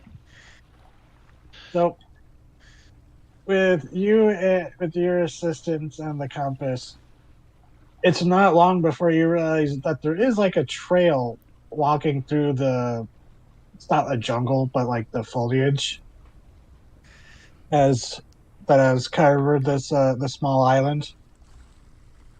And you see it goes up and through the plant growth along the ridge of a cliff face, that like a small cliff edge of the island, until it goes. It's extremely easy to miss, and even with the compass, it's actually Erdrin. You're the one who notices there is a ledge you have to step off of on the cliff that leads down to a path. Like now, it actually looks like it might be carved into the cliffside. This little narrow one-person wide path. Sorry, Krill, you are going to have to scuttle to fit on this thing. Um, but it leads down closer to the water level as they're partially, with the water lapping into it, you see a partially submerged cavern entrance. And Well, good eye. That is what you brought me for. yeah, and now, JJ, you realize the compass is pointing directly to it. And as you're getting closer to it, Urgent, you notice it first. You're probably in the lead, right? Yeah. He's Um, surprisingly fast. Yeah, the air kind of blowing in and out of the cave. It's not like breathing like the suborganism caves, but just like that natural the way wind will move in and out of a sea cave.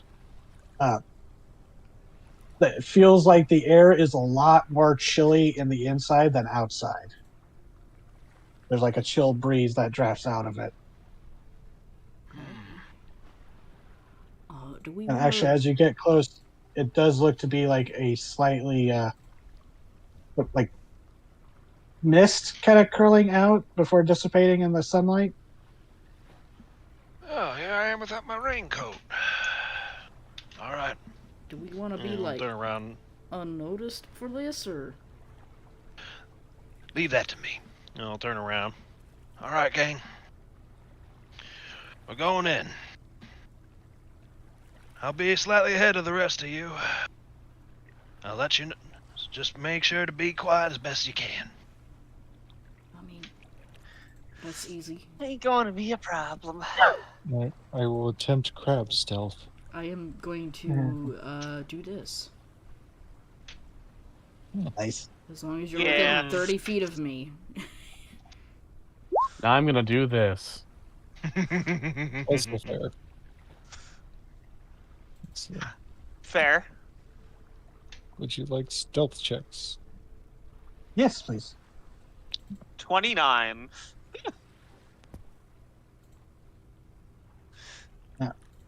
And since Kloop is wearing medium armor, he has disadvantage on his stealth checks. 5. So plus 10 to whatever this ends up being. Yep. 17, not bad. Holy shit, Krill rolls good. Let's see. Oop. Okay, you rolled a 17.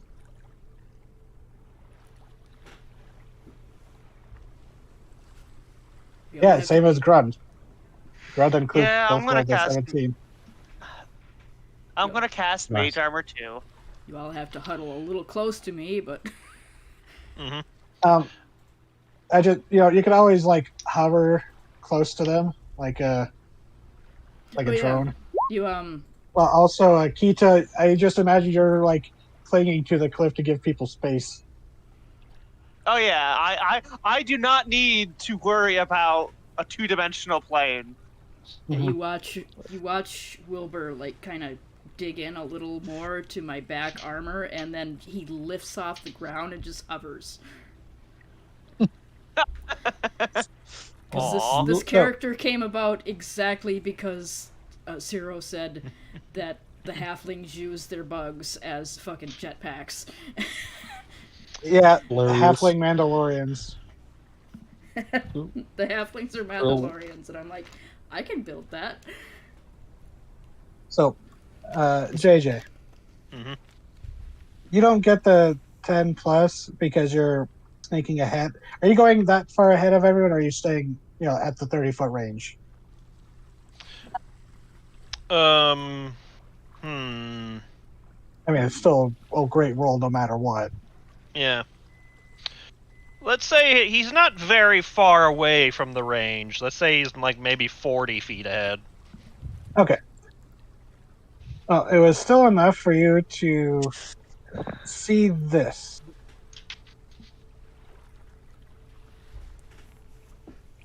You would be coming in from here.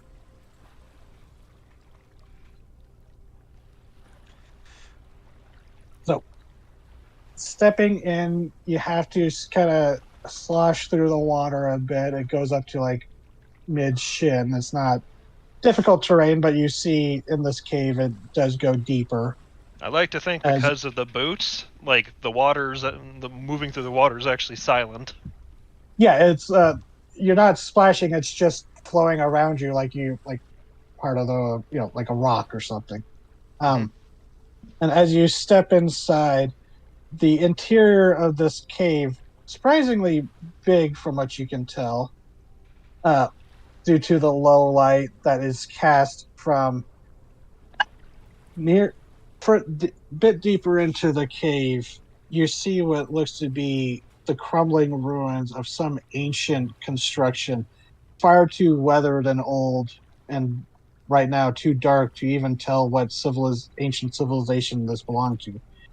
But at the top of this round, almost tiered structure, you see where the light is cast off, almost stereotypically, a cauldron casting off this faint green, almost aquamarine light, as standing around it are three feminine figures, their features too shrouded in the darkness as they stand talking among themselves, too hushed for you to hear them at this distance, as one of them is stirring a large, assumedly spoon in this cauldron. Fuck, we got hags. And that it's not on the map, but JJ, Mhm. right beneath this like pedestal, not pedestal, this structure that they're standing on where the cauldron is, you see a pile of crates. And what looks to be like recently looted cargo. Quietly doubles back. It's like, And with your stealth, it seems you have gone unnoticed. yeah, he'll double back. He comes back with the group. Is like, all right. So, cargo's in. Problem is, we got 3 women stirring a big pot. If you catch my drift. Hags. Pretenders to real spellcraft. Who was it that drew the hag card? Krill. Krill. Mm-hmm. You suddenly flash back to the cards the previous day. Just a non-committal grunt. Just, No, I never did quite understand calling them hags.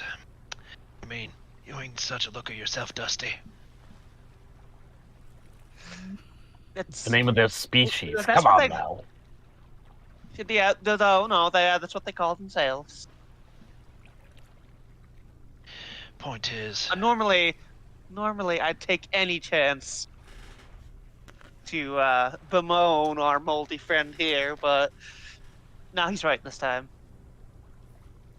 yeah, and I've heard enough scary stories and whatnot to know that 3 witches, bad day. So how are That we gonna go about is- this gang? Like, what kind of hags were they? Did you see that? Nah, not at that distance. Well, They're pretty good. Because at you don't dark. have dark vision, right? No, he's pretty Yeah, much they just were in relying dim on the light natural light. at a distance. Yeah, it was dim light at a distance, so you could really only make out that they were figures thanks to the glowing cauldron. Yeah, yeah, I mean, it's like I couldn't tell you much about him, anyways.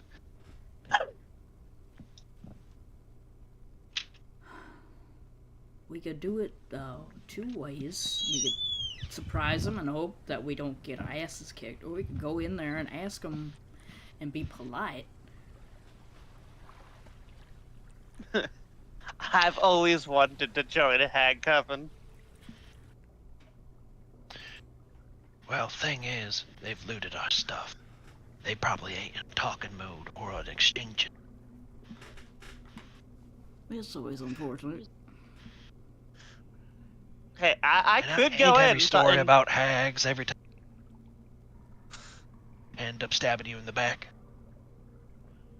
I'm not if you're part of the coven. Yeah, and with that whole rule of 3 thing, they're already full up. I guess that's true. I mean, to be fair, not if you kill one, but I don't think they'd let you join after that. Why don't you try asking? See how that works out for you. Would you be willing to do that? No. You want me to talk to people? Yeah, All right. yeah. Look. If anyone here has what it takes to be a hag, it's me. I agree. Send this one up there to die. I'll tell him about you first. All right. Here's what we're gonna do. We will enter. All right. I don't know how good their hearing is or how sharp their eyes are, so they're probably gonna know we're coming in. So I'm gonna lay it on thick.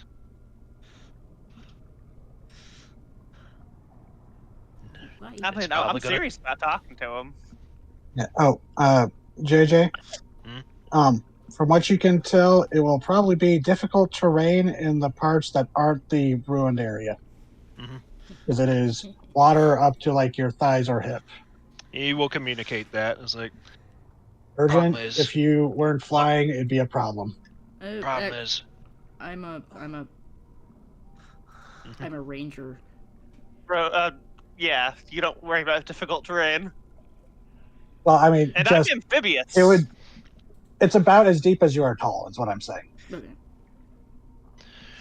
Yeah, I'm but there's- amphibious. It's not gonna bother me. No, actually, because you can swim. It's deep enough that you could do the like. Do you remember the axolotl people in lower decks? They get around by swimming in the muck and then just stand upright. Sort of like that. Yeah. Awesome. all right. We'll go in. We'll try to be reasonable. And if and when it gets ugly, just be aware, water's pretty deep in there. I mean, should I go in and just straight up ask them if they're looking for another member? Nah, they'd probably throw you in the pot. Let me talk. I mean, no offense, but you're a man. Mm-hmm. I mean, A handsome, charming no, it wasn't man, the I intent. might add. Okay, never mind. Quip has got no advice.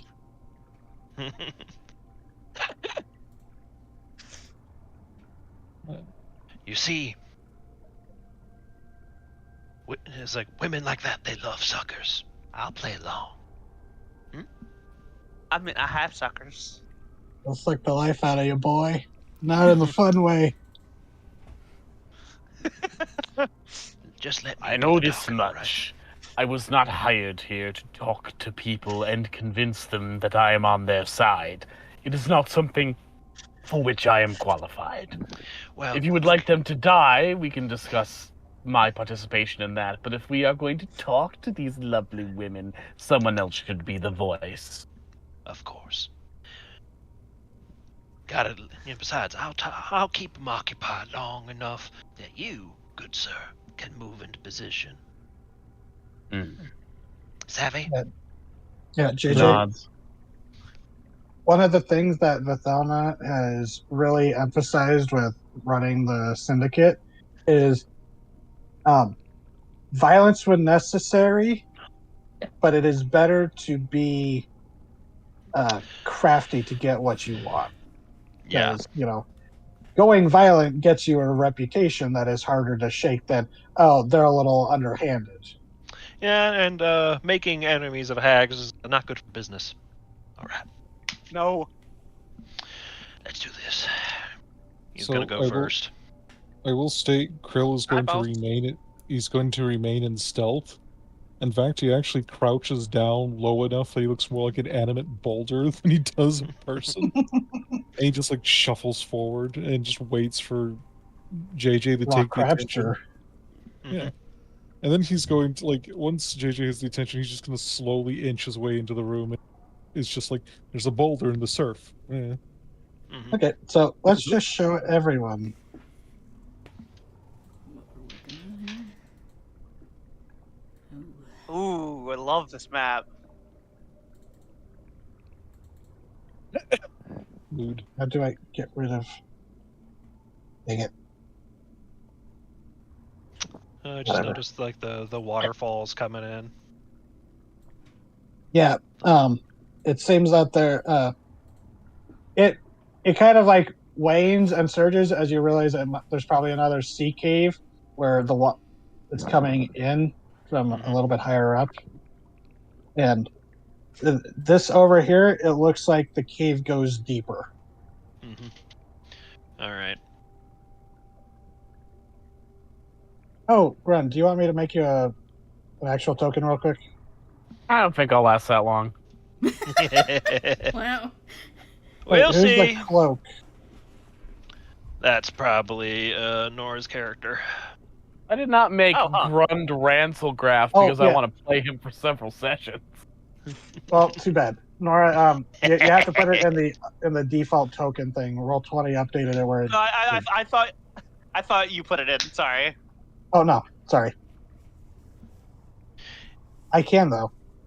Go about fixing that. Okay, it's fine.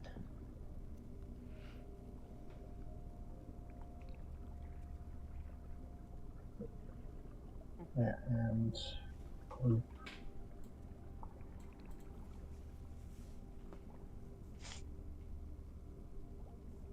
Where is my?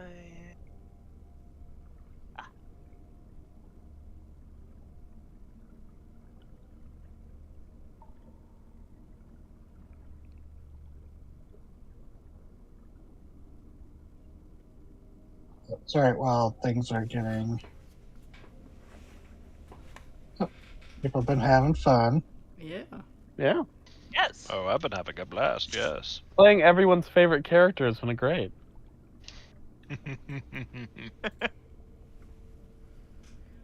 There we go. I'm making friends. Let me just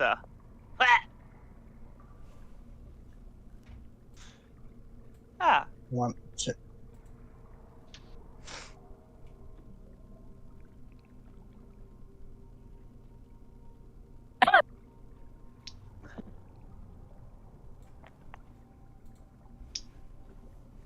Come on, Alrighty. Roll20, work with me. Okay. Okay. I have forced Grun to have a token. You can replace him on the map now. All right.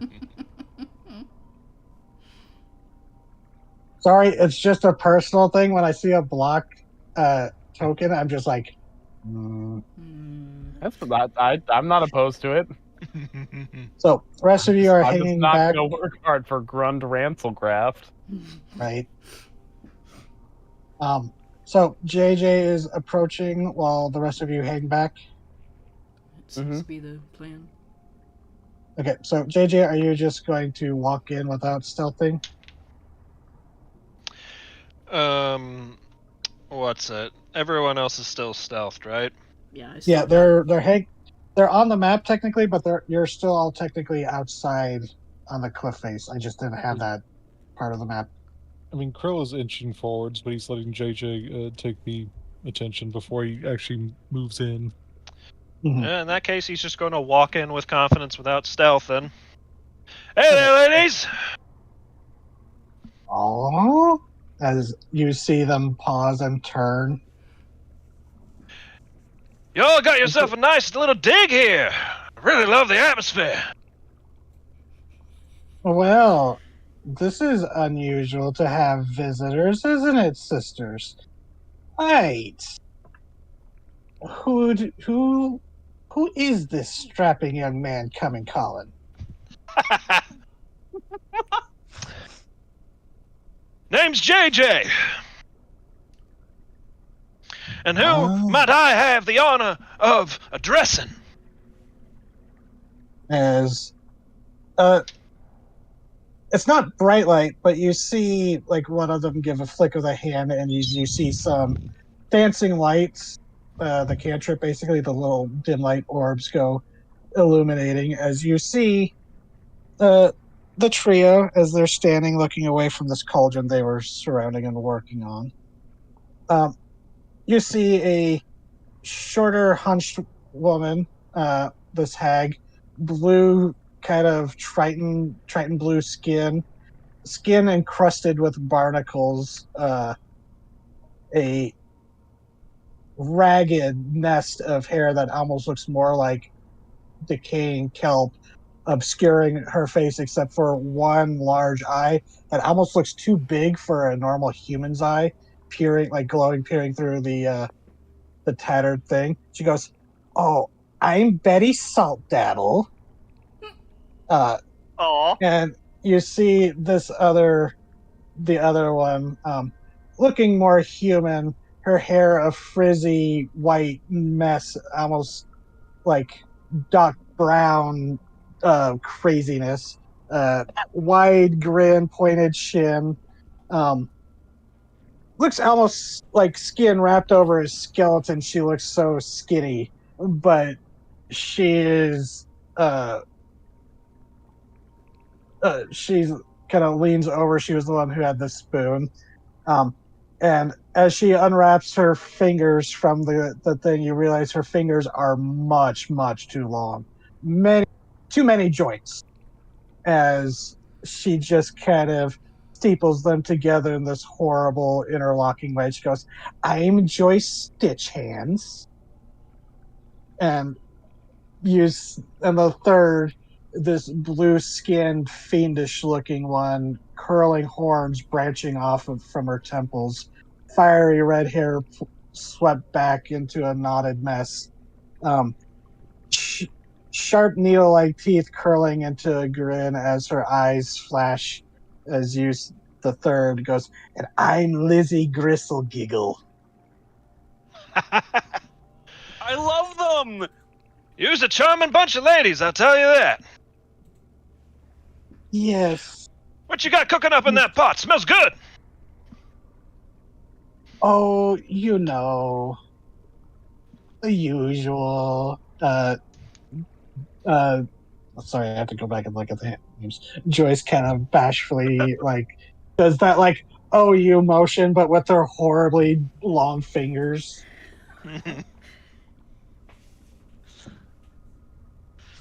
But They like you more than I expected. So Hags like being flattered. You come to our soggy little cave, and why?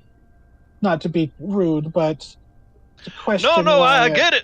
I'm the one who's gentleman entering your caller. premises. Yes, and it's only because you introduced yourselves that, well, we can have a talk. Much obliged, miss. Now, I came here... And you hear the Betty Saltdaddle, the sea hag, go, "But do mind your manners, dearie." Of course. It's always... My mama told me. Be polite when you're in another person's house. And with the increased light, do a perception check. Sure thing, boss. They did light up the area around them because they kind of realized that you're a human. Anyway, okay, yeah, in the pile of crates, which is here, just so everyone knows, where the starfish is, you do see what you believe to be your target, a larger crate than the others, chained several times with what looks to be like a pale dusting of something, which you think might be frost. And when I say it's big, yet. You can't tell from this distance, but the chains look like they're intact. This is They like might a have 10 not by gotten around 10 to it. like crate. Yeah, it's 10 foot long by 5 foot tall. Mm. It's a rectangular crate. It's big. You're gonna meet. It's gonna be a Trixie carrying this out. Yeah, that's what I brought Grill for. But anyways, But yeah, uh, it's gonna be Krill and Kloop having all this. I bet. well, to answer your question, ladies, I came here for the same reason you would go anywhere in case you lost something.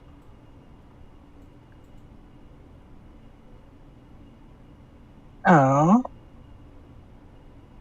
Have you been sent to recover something, dearie? Why, of course. Well, I'm sorry. And Betty, not Betty. I have to keep going. Lizzie, the night hag, goes. Well, I'm sorry, but you must know one of the oldest rules of salvage: finders Finders keepers. keepers. I Yes, respect I'm that. I glad. respect that. Good, good. Now, So the thing is,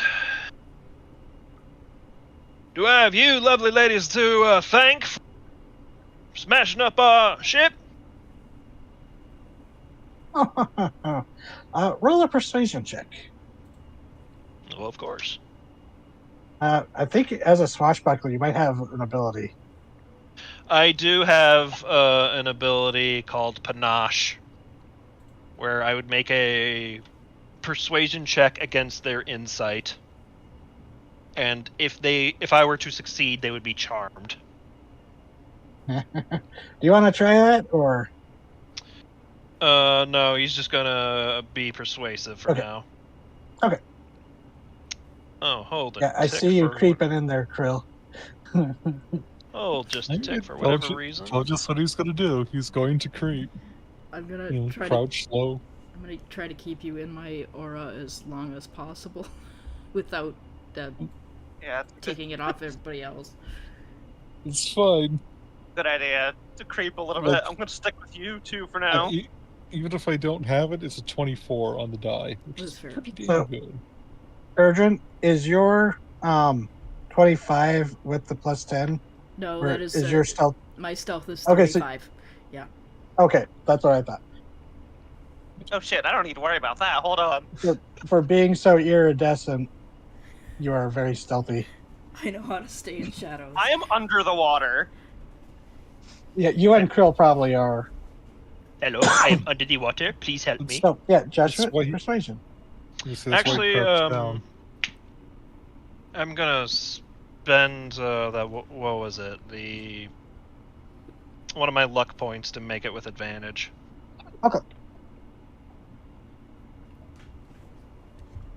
Woo! Damn. Nice. You're charming the pants off these ladies. Now, Just what were don't- you We're in proposing the to cave them? with you. Don't do that. He was just asking us, do I have you, lovely trio, to thank for dashing our ship on the rocks? Oh, right. They go. Betty, the sea hag, kind of giggles. Oh no, that wasn't us. We just picked the pieces, you know. Strangely, it seemed that, you know, most ships know well enough to avoid these rocks during a storm. Even a smuggler ship, like it so obviously was, we see them passing all the time, you know. Especially that ship that's so, you know, anchored not far off. We recognize it. I But bet you do. no. There was no one on the ship by the time it wrecked. Now that is strange and funny. We Isn't came it? to much the same conclusion. We're curious about that as well.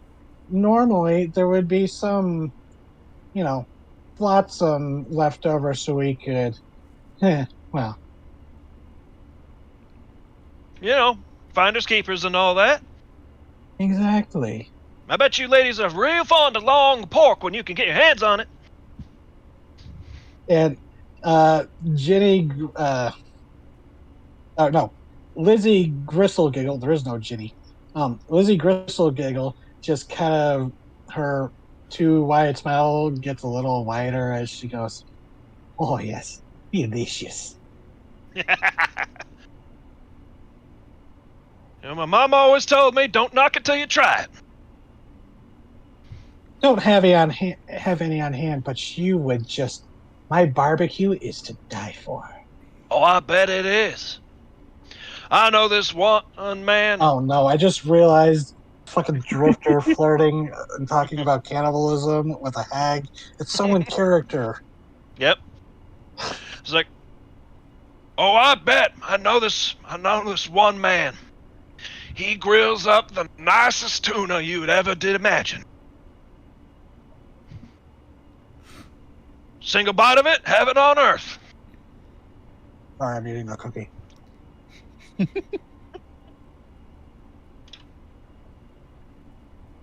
Sorry, I that was poorly timed.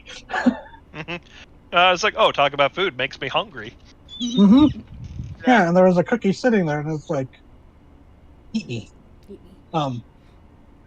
Anyways, they go. The cookie was asking for it. Yes, and they go. Cookie is Oh, often that substituted does for sound the pie. delightful.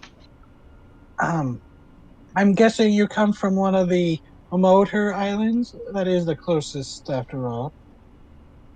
Right you are, miss. May have to look them up, and you, of course, if we're ever in town. Assuming that, and God, I have to keep looking at the names. Joyce, the Green Hag, kind of leans in. She goes, assuming, well, how this plays out, yes? Of course. You ladies ain't dumb. You know, it's like, I'm sure you are just setting things into motion, same as us. We're all waiting for each one to reach for the blade, right? Oh, you could say that. However, since we're all such friendly and chummy individuals, we don't gotta hurt nobody. I'm just curious about what the hell's in that box at this point.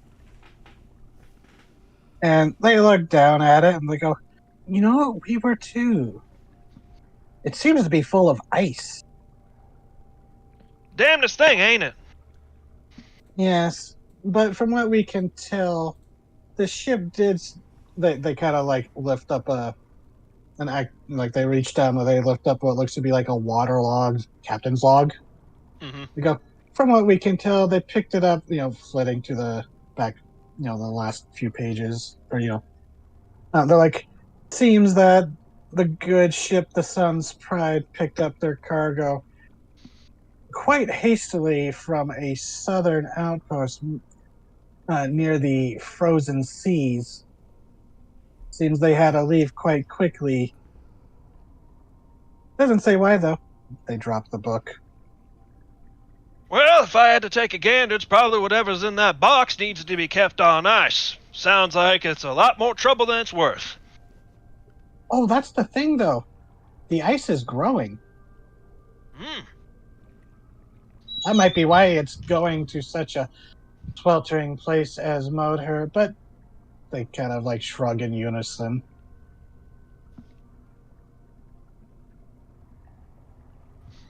Well, I know you ladies are made of tougher stuff than most, but as it's already done something probably fucking weird to the last people who got their hands on it, is it really worth the trouble of keeping around? When you say trouble, are you meaning you will be the trouble if we don't return this precious cargo? Oh, no. You bunch of ladies here, you powerful, I bet. I'm just a man. But I'm just saying, that crate over there, I bet, has already caused enough trouble as it is. Not for us yet. But we Not like yet, trouble. is being the key word. Who knows what they got cooking in that thing?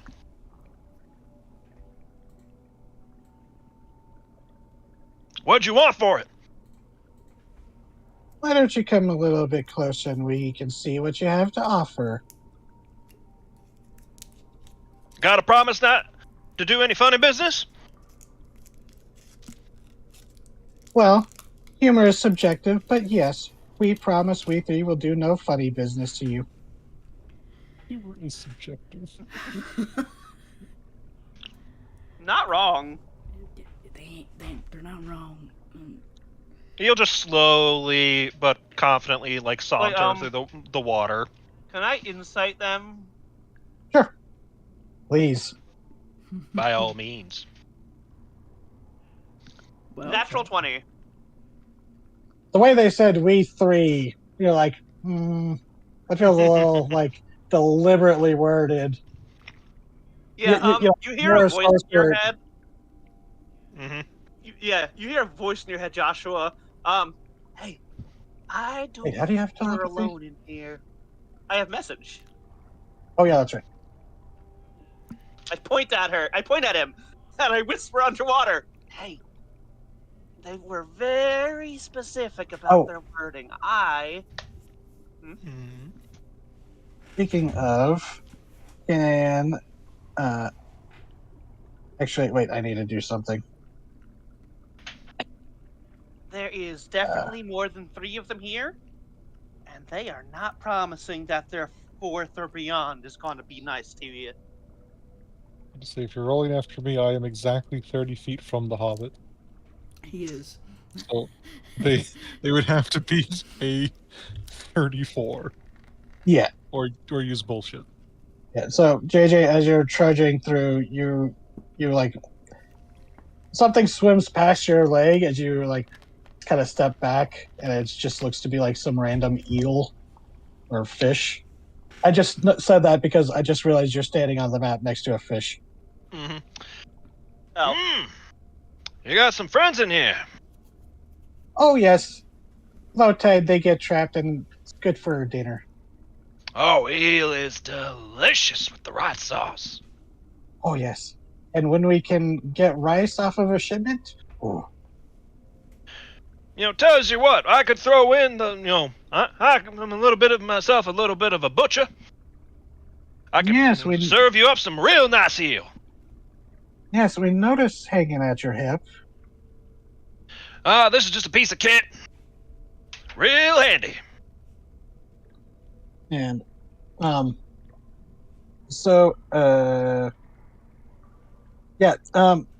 since the rest of you are in here, if people want to do perception checks, Kloop, you're still hanging, not Kloop, Kloop and Grund, you're still hanging out because, out of the cave entrance since you can't swim underwater, right?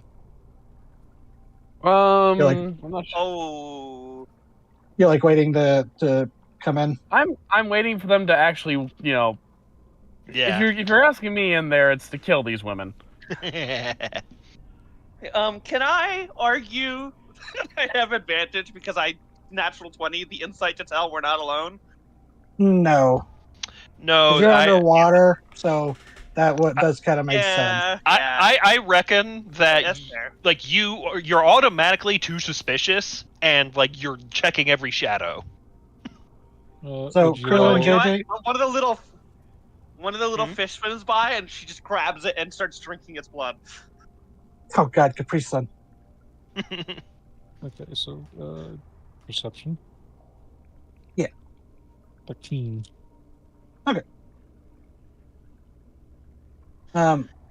So now that you're closer, Krill, you can you do the Apocalypse Now thing, but with just your eye stalks, which is a benefit for Kirkanos. Yeah, no, wait, you literally periscope your eye stalks out of the water. And when you look over at the crates, you see the one large crate. You see several barrels. Looks like one of them was cracked open, and there's like apple, like fruit falling out of it. It's like apples and stuff. You think those might have been like the ship's rations. You see some other stuff, like food stuff.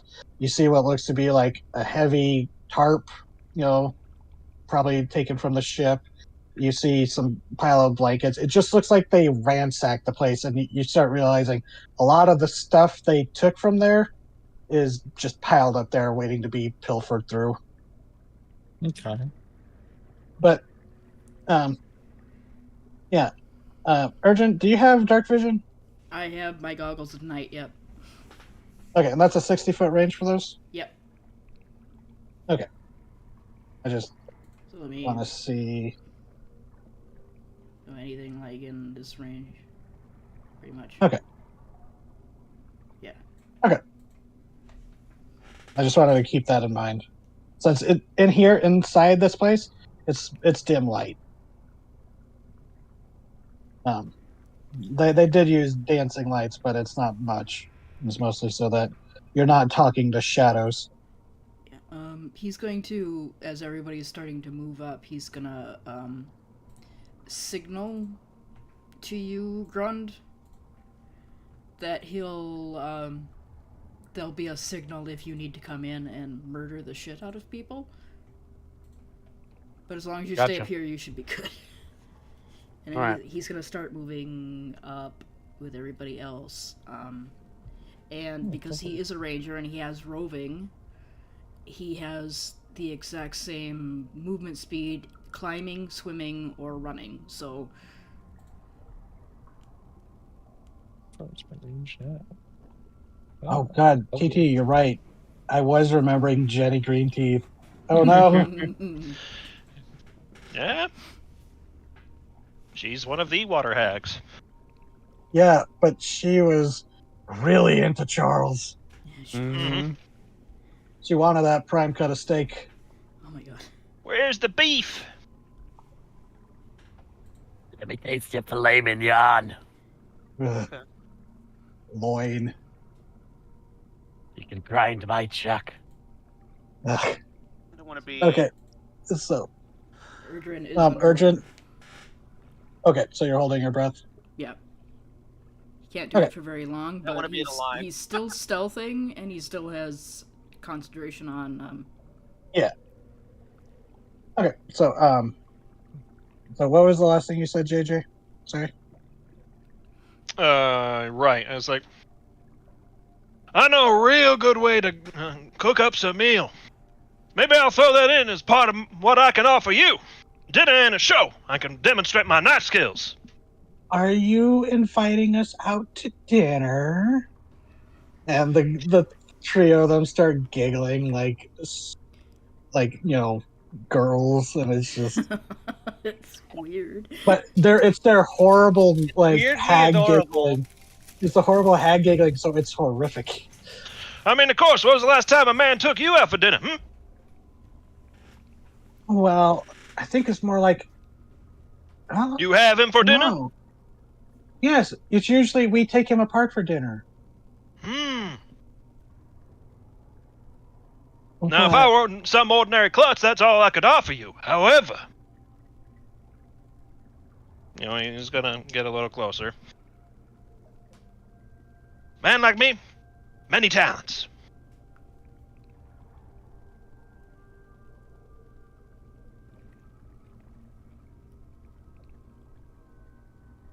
Okay.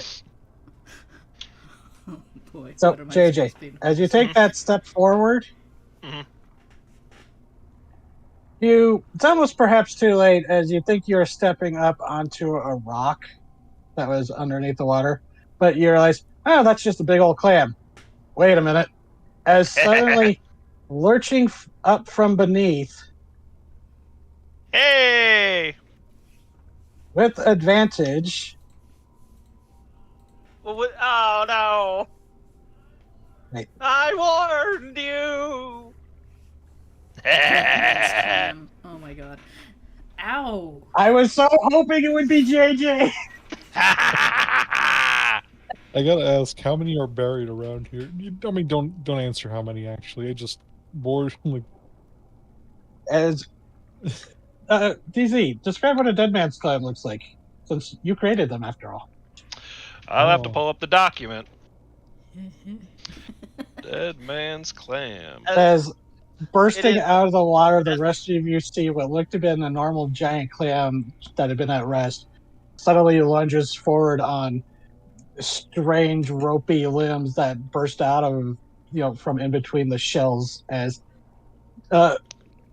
JJ, you're the one who sees it clearly. So do you, Krill. But rather than like the cilia and like that other clam, normal clams have surrounding the their valve, they are clutching, twitching finger bones that are suddenly like digging and clutching at you and piercing into your skin and clothing as this thing tries to gulp you down. This is the Dead Man's Clam, everyone. Well, Ooh. Oh. Yeah. Oh, I forgot to use the colored one for the token. But I made this token back before there was the colored version. Yes, that's it. Because, fun fact, you all avoided running into the one that was in the Abolus lair. There was that one pool of water off to the corner. No one ever approached it. but good. But yeah. So, yeah, you just got chumped, and almost predictably, the bashful giggles become like manic, cruel laughter as the three of them goes, "Oh, sorry, dear, we forgot he was there. We kind of lose track of him sometimes. He was so disappointed that there were no one on the ship to feed him. So, we do apologize, sweet JJ." Yeah. Alrighty. And shall Initiative, we begin please. combat? All right.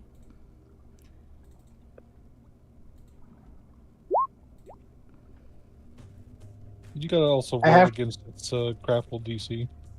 Damn it.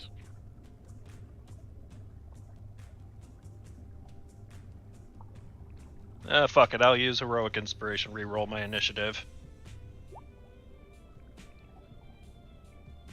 It's a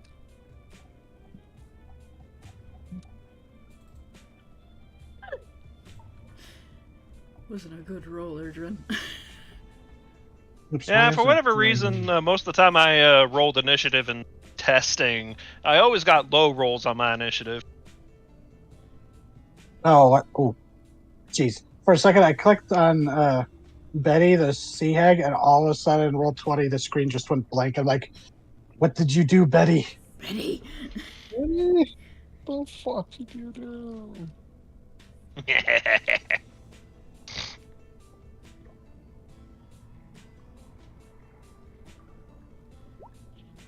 Well, it seems Betty's the one with the good initiative. So, I am. It's not my turn, but I am going to throw out a as we're starting, he's gonna throw out a starry wisps so that the wizard can see in the tunnel. It's time to come in here. Time to ham it up. Yeah, did you roll? Oh, yeah, you did so.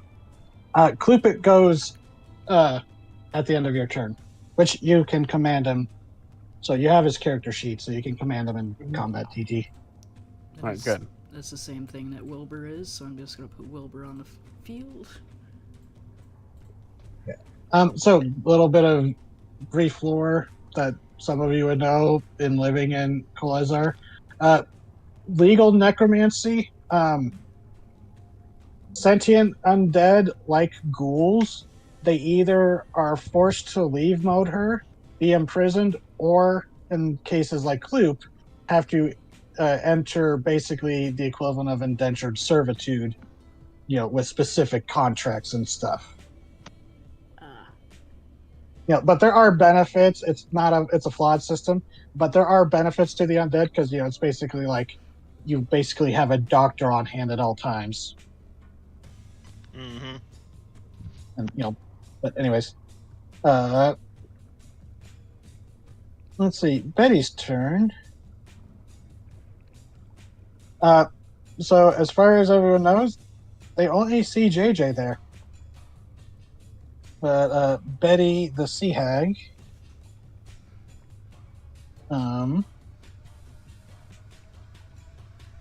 let's see, you're not within 30 feet of her now. I shouldn't have said that. She's going to cast. No. She's just sitting there watching.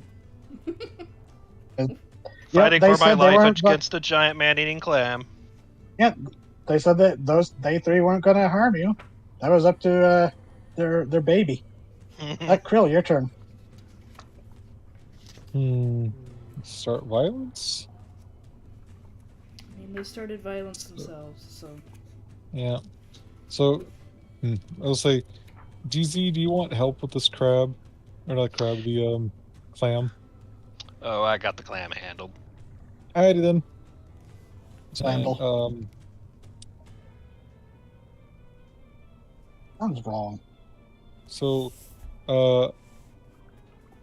from the position of the hags, they would see a boulder rise up out of the surf, charge 10 feet forward, and then fucking launch itself across this divide. Hello, Miss Hag. It just fucking Hulk jumps over the water, and just then like as it's like coming down, the fucking the cape swirls back, unveils a massive pincer attached to his right arm, like to the point to where it's not really good for anything other than absolutely destroying people. And he's going to try and swing at the arm, and Each. I'm going to use my what's it called? Heroic Warrior. I didn't start this round with heroic inspiration, so I'll give myself heroic inspiration for advantage on this attack. All right, pinch. Yep. 25. That Probably hits. didn't need it. Yeah. So punch. That's not a dex save, by the way. That is his grapple. As his grapple save. So need a DC 17 grapple check thing. So you get out of it? Yep. Okay. So she is currently grappled. Okay. Yeah, let's use the wrench. It looks like a pincher. Okay. So that means his next attack comes at advantage because he has advantage on anything that he's grappling. And when they're taken by surprise by this, like, oh, look at that, as you emerge from the water. But then they're like, oh, look at that, as you launch at them. I will say just this. Sorry. Oh, sorry. Joyce is just like, oh, hello, dear. Ah, as you pinch her, she's like, ow. This massive pincher comes around, and just like goes like around the shoulder, most of the torso, and then begins to clamp. Yeah, she was the super skinny one, so it's just you look like you could like break her. And second attack. Damn. Oh, lovely. Did you still have advantage? Yes, because I have advantage damn. against targets I grapple specifically. Oh yeah, that's true. I Damn. did I 3 damage, pinch. but because I'm grappling, I have an additional crush damage of 1. 14. And I think that's right. Fighters don't have 3 attacks until 14. Yeah, Yeah. I just be saying. And then as he just like wraps around, and you hear like you know how ratchet joints clickety click as you like you're rotating it harder and harder. Ah, such a lovely sound. Yes. It's like that, but it comes very clear. It's not him that's clicking. It's Bones that's clicking as he's clamping down on it. And then he pulls her 10 feet back. Oh, so you pull her off the stand. Yes. Like, he seems to have no issue just like this large pincer. He just dragging this hag across the ground as if she weighed nothing, essentially. And that is, I believe, turn. Yes. Okay. Grund, you hear combat breaking out. And you got the signal from Erdrin, the beetle warrior. Up, go down there and deal with this. Okay. Now, it is difficult terrain in the water. For him, Alright. so. So it's gonna take him a while to move. I suppose you It would could take him tell his whole to turn to dash. move his normal movement, right? Yep. Okay. And I In you go, don't, Club. yeah, he doesn't have a ranged option.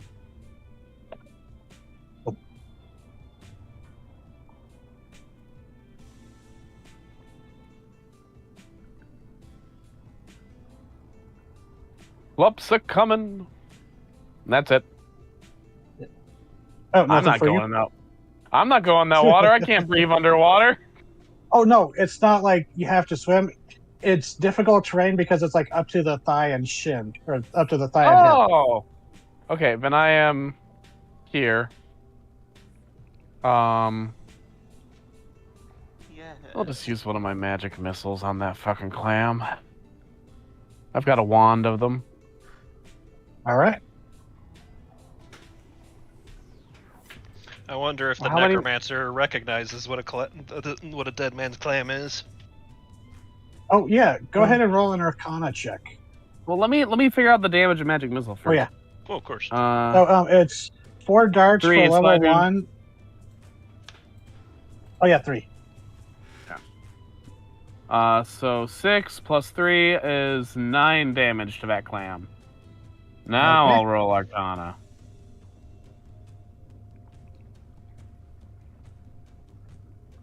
Okay, yeah, Thank you you. would recognize this as a dead man's clam. This is a giant clam that has mutated over time by being a necrophage, where it feeds on the dead. And by doing that, it has become not undead, but adjacent. It is one of the examples of the living dead, similar to some subspecies of ghoul. Hmm. And you would know at that roll because it's a bit lower for necromancers.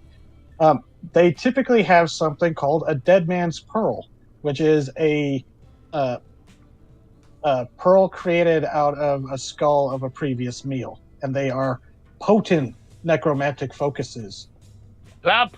Get the pearl! Okay, he looks kind of like apprehensive because these things eat dead things and undead, but he's just like, "You're the boss." So, okay, JJ. Oh, actually, you should have gone first because your dex is definitely higher than Grun's. So Yeah, I'll go now. we'll do that next time. Right.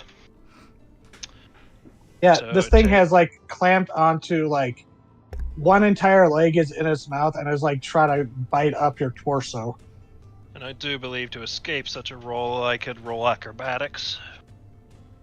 Believe so.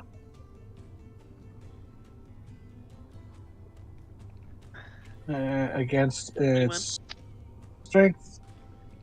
Oh yeah, you just barely. You feel these like finger bone like claw like teeth just clawing at you and scraping as you not dealing damage, but coming close. You feel this thing not wanting to let go of you.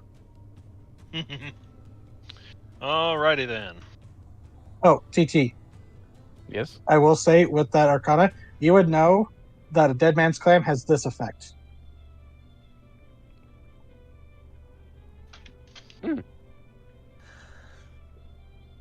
Interesting.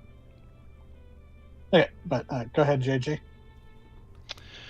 Since that was my action to escape, I shall use my bonus action. I do believe to disengage. Okay. And since this is difficult terrain, I would be able to.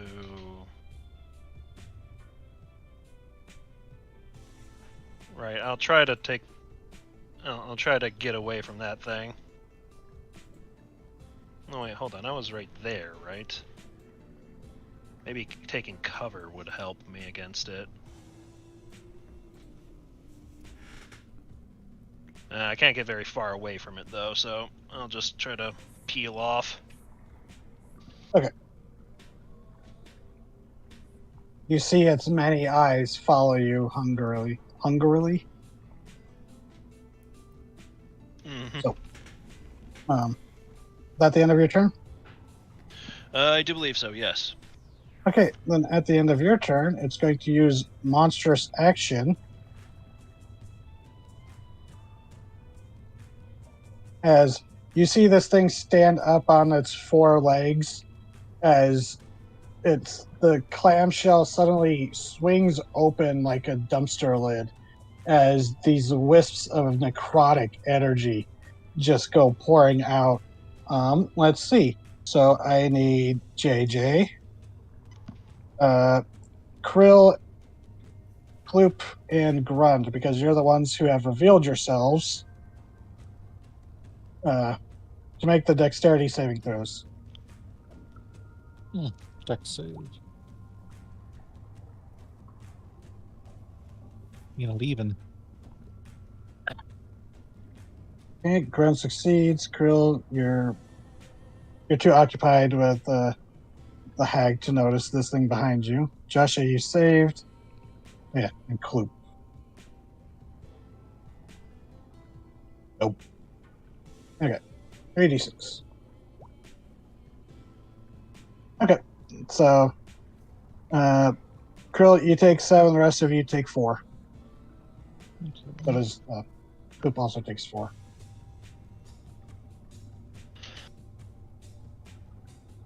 Which actually, it's necrotic damage. Nope, Kloop doesn't have necrotic resistance.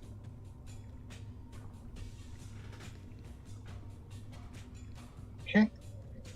As you see these wisps, these dregs go rushing out, they almost look like skulls wreathed in shadowy flame. Kita, your turn. Evomancer! Yeah, no, I'm gonna fuck with the hags. Head pops up, and because I can do this, I don't need to worry about making any sound or anything. I bite my finger and use where is it? Sanguine substitution. Sanguine substitution. Hey, to replace all of my components and make this spell's DC go up as I cast with it. Let's see, 20 feet. Oh god. Yeah, I can get all the hags and not. Yeah, all 3 hags. Can someone put that there? I can see it. Oh, Draw is it that a out for me? lasting effect? Yes. Oh, okay.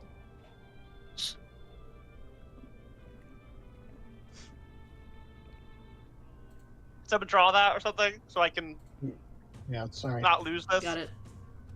No, it's okay. Got it. Thank you. As I cast Blood Oh, Cloud. dang it. Oh. I messed up with the purples. Okay. Blood Cloud. Yeah. You create a 20-foot radius sphere of yellow. Oh, it's Thinking Cloud. Bloody. I was like, Yeah. On a point within range. The cloud goes around corners and it's heavily obscured. The cloud Oh, lingers in the air for con the saves. duration. Yeah, each creature that is within Constitution saving throw at the start of their turn. But because I used my Sanguine substitution, the DC is going to be 18. 18. Nice. So you do take the 1 point of damage, though. Yes, that's fine. Okay. So I'll do that. I don't think I have. Oh wait, oh no, but I do have. Haha! Sorcerer. Quicken. I'm going to wait. Do I have Quicken spell?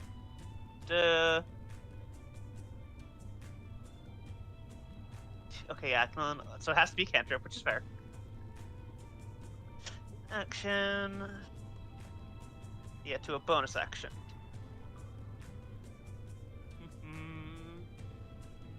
Check range. Oh, not that.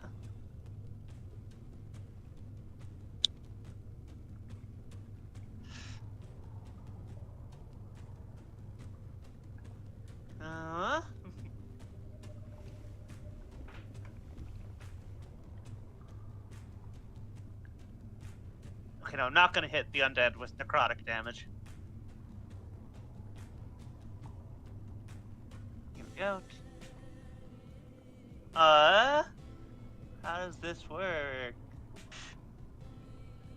As a bonus action with Quicken Spell, Hmm. I am going to cast Sorcerer's Burst Okay. on the clam. Okay. Actually, you know what? I take that back because Okay. I'm still utterly silent. Nobody knows I'm here. There's just suddenly a cloud of blood. So the Well, hags you- and the clam can't. So it replaced the material components. I should have been more Not specific. the vocal component. Yeah, you still have to Okay, cast. okay. Yeah, I messed that up with the wording. It's the material components. Uh, Because Alright, that would make it way too powerful if you could, because that was like psychic sorcery's thing. Natural 20 on the clam. Oh damn. That is. You do have to go up and touch it though. No, the chucking gas. No, that was supposed to be Sorcerer's Burst. No. Can I reach it? Can I reach it to fucking electrocute it? I can. You have a swim Fuck it. speed. Yeah, fuck it. No, I'm not wasting that nat 20. This is dumb of me, but I'm not fucking wasting a nat 20. Okay, so you just zip on over, and damn, that's a good one. Fucking 20 damage. 20 lightning damage. well, Okay. And What is my? it can't make an opportunity attack on you. Yeah, Oh, but until I it starts used next all of it. turn, but you used your whole speed to get there, so its turn's Yeah, coming up. let me double check. Do I have a? I have a. My swim speed is the same as my movement speed, right? Yeah, you use Yeah, 30 okay. feet to get there. And Yeah.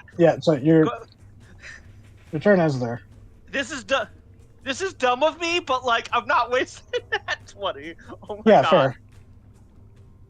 fair. JJ, you just see, you feel more than see Kita zip past you underwater before there's this flash of lightning where you were just standing as this clam jolts and shudders.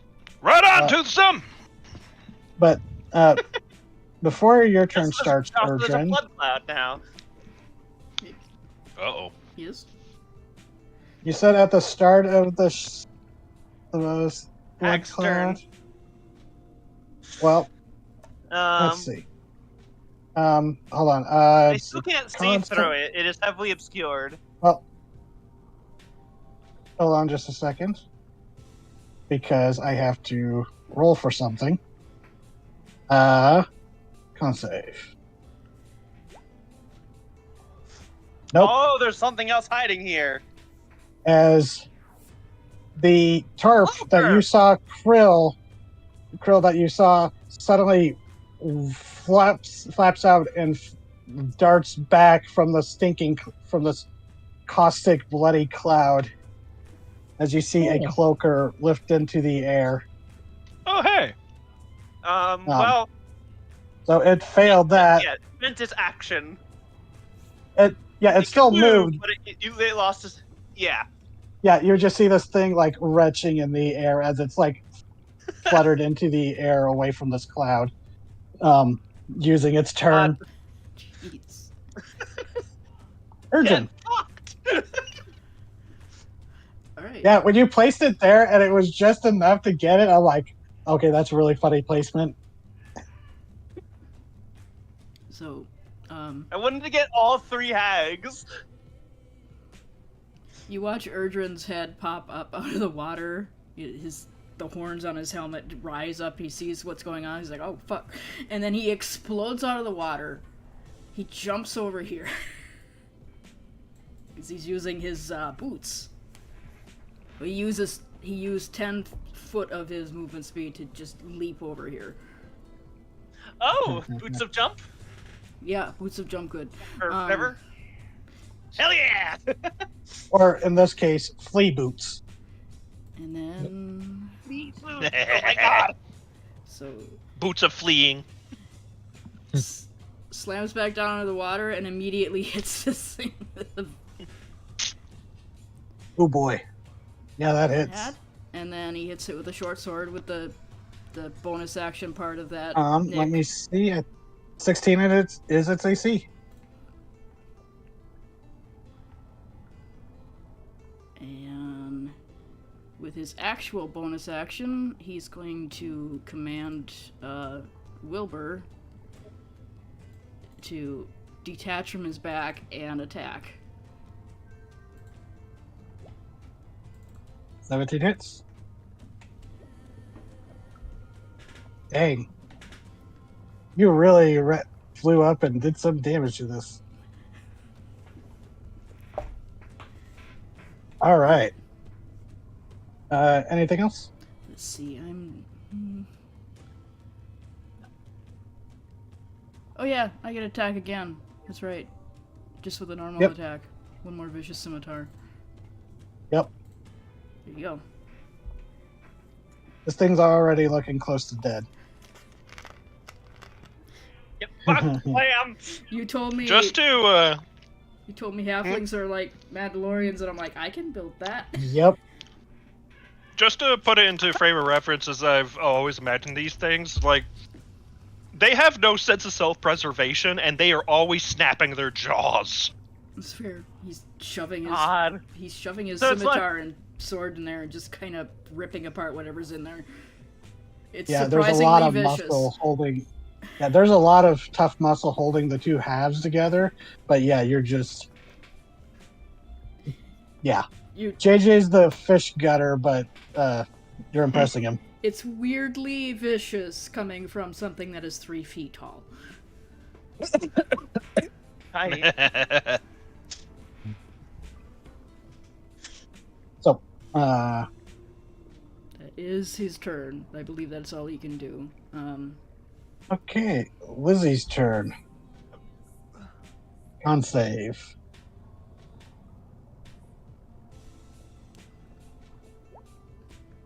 $21. Fuck, that's a success. So she's suddenly going to. It's like, oh, ugh. And she's just gonna suddenly disappear. That's No. Which you can't see because it's obscured. Yeah. But neither can she. But that is her turn. She. Pam's turn. Let's see. Recharge. Nope, does not get its soul dregs back. Lucky you. Yeah, you're more bite-sized. Come on, try it. It's going to try to bite. Yeah, that is unfortunately going to hit me. By 1. So you are grappled and partially swallowed. And that it is going to spin and try to slam its bulk against you, Kita. Ha, 13 what? miss. Oh, that actually misses! Holy shit! Yep. She just, ducks back under the water. Little Yeah, halfling legs are flailing inside this thing's mouth. Also, Yeah, you the were more in sounds danger of ripping. getting.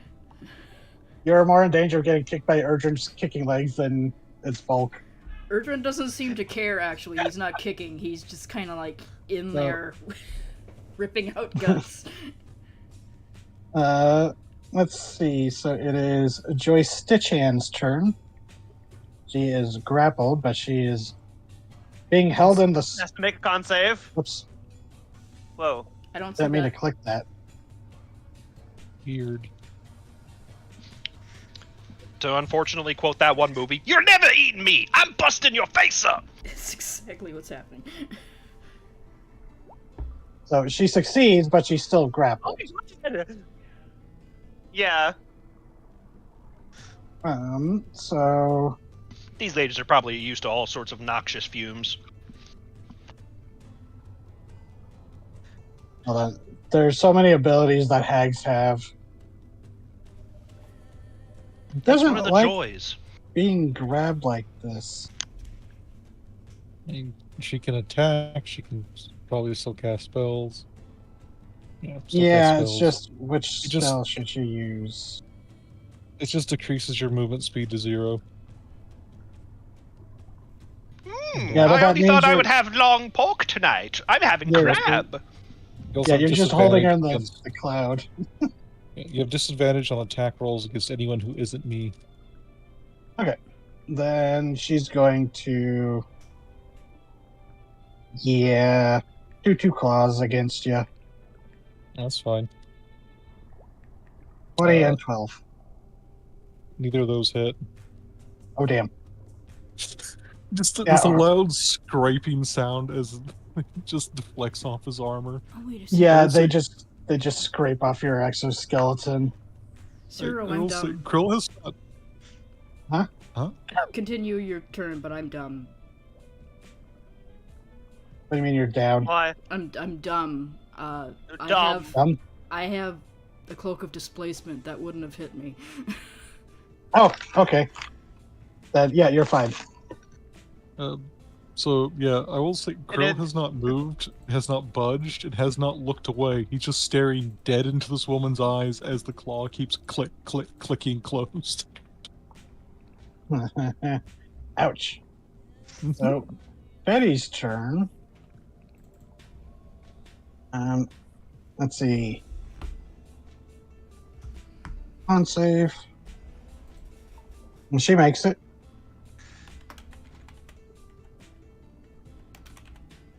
And she's going to go here, clearing the thing, and then sees you grabbing her coven sister. She's going to. Oh. I need you to make a wisdom saving throw as she emerges from this cloud. Ah, beans. Oh, The bane of every martial character. question is, will I? Yeah, I think I'm going to use. Oh my god, you failed it by 1. Hang on. I'm going to use Indomitable because fuck that. Okay. You fail a save and throw, you can re-roll it with a bonus equal to my fighter level, so it has a plus 10 bonus. I want you Plus to know. 10. Hey, I don't need. I need the plus 10, but still, I will burn Indomitable just That's, because I don't like will saves. No. Valid. And it ate whatever she was trying to do to me, so yeah, I'll take that. and it now you get the feeling why the crabs said they didn't like whatever came by. Mm-hmm. Like, when she attempts to whatever that was, this is the first time Krill breaks eye contact with the hag he has. It just, the slow rotation of his head towards the one who tried to spell him. Yeah, that wasn't an ability. I mean, it's an ability that wasn't an action. That's just being near her. Ah, fun. Oh wait, no, that starts its turn. So we'll say the next time you're round. Oh, it would be your turn next. So we'll just say you passed it at the start of your next turn. So Fair. she's going to Ray of Sickness you. Also fair. You know what? Because I forgot to. You know what? Here. Does not hit. Same stats, but I forgot to add it to the Sea Hag stat block. But they have the same spell. Okay, so that misses, and she's going to. That was 20 feet. She's going to back up 10 feet here, near the cloaker, and she's going to gesture it. Point towards this group. But Krill, your turn. So you Oh, passed the vile appearance aura. So yeah. Hello, friend. He's not moving her. She's staying in the aura. So I get lovely advantage because she didn't try and break my grapple.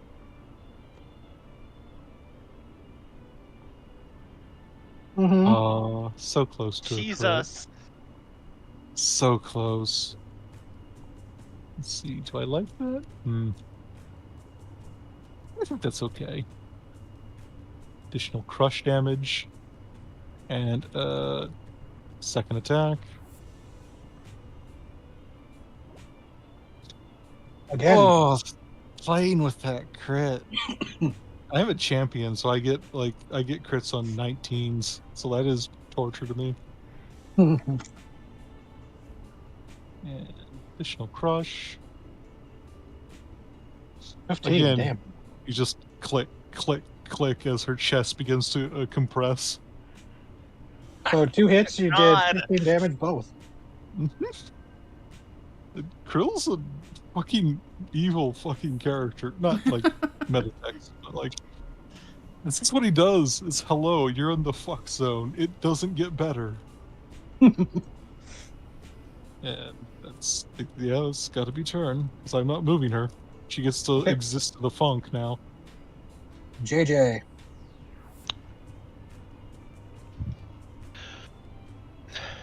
Yeah, seeing that Krill is putting the clamps onto one of the hags, is like, you're certainly earning your pay, Krill.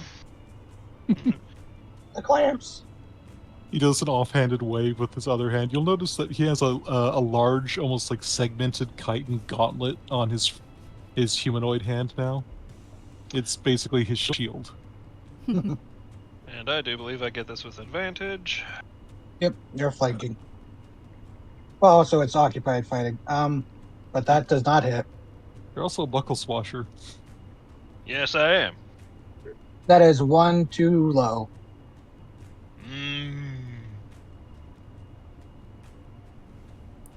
It's a low freaking roll. I think I could still make my...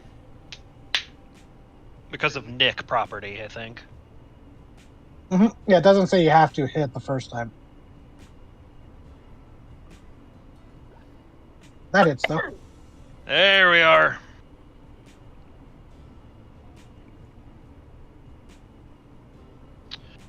How do you want to do this? Which is so fitting that you're killing your own creation. Yeah. He's gonna run up.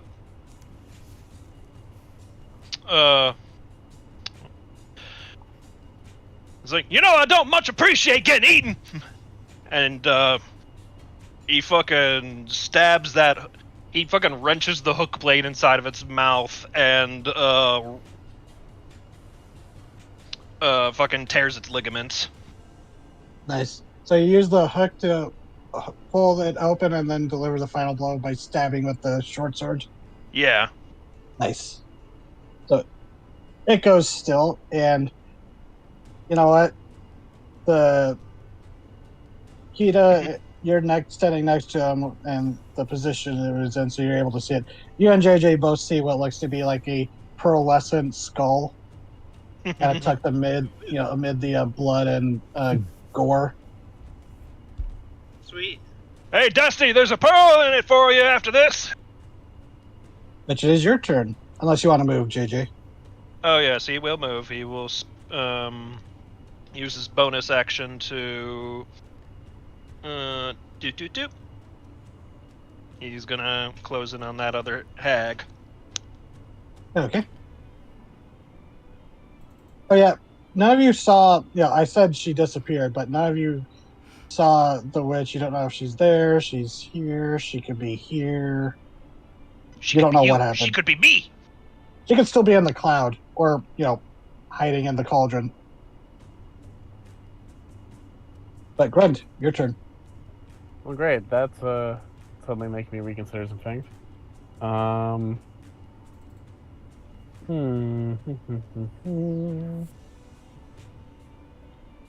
Okay. Okay, so if I move this spot, that's 30 feet, that's my full movement. And if I'm looking at this line right, I think it does get both the manta ray and the hag. Okay. Which is important, because I'm lightning bolting these fuckers. Oh boy. Oh, Um. Yeah, you're gonna You. hit. Ooh. You're gonna hit me. Well, no, he's gonna hit Wilbur. Oh no, it's fine. that's He's a a ranged shame. companion. That's a shame. That's a shame. Oh no! So let's see. At these. What is it? Deck save. Yep. She passed, so she takes 18. Cloaker.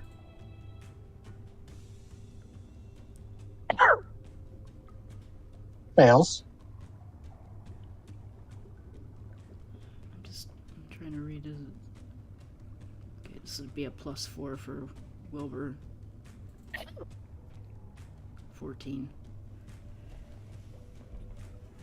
You're gonna kill Wilbur! Oh no, Wilbur. Probably, but like it's a spell slot to bring him back or a long rest to bring him back. So Animate that, it's fine. Yeah, Sure. necromancers.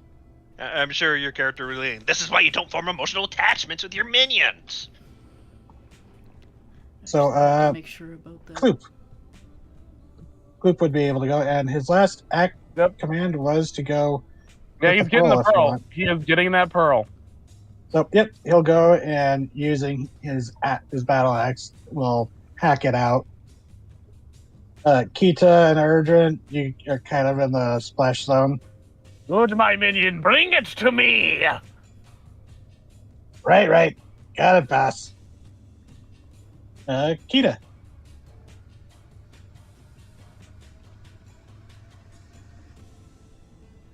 Nora. Yeah, I'm is Wilbur still alive? He's hanging on. Not by much, but he's hanging in there. Where is he? just say Oh, like it's this? He's right here. That's a Betty. Oh, him. Oh, okay, he's right there. Yeah, this is Betty. Just I'm going to say right now, it is probably not worth healing him. Yeah, I can. If he to mitigate him dies, I can slightly. just like touch him and he'll expend a spell slot and he'll come back with everything back. Because if you use, like I was saying, if you use a first level spell slot to heal him, it's the equivalent of a first level bringing him back. Yeah, it's not worth it. okay. I know that's slightly metagamey, but Can I move my cloud? I don't think so. No, it has to be moved by external forces, so it would start drifting if there was like a breeze. And at the moment, Yeah. there is no breeze. Well, and there's no hags in it either. Well, you haven't seen the third one emerge from it. As far as you That's know, she's still in true. there, but you don't. That's true. Yeah, that's true. I kind of accidentally metagamed by saying she disappeared. Since the cloud is obscured. Well, this is the cloaker, right? Yep.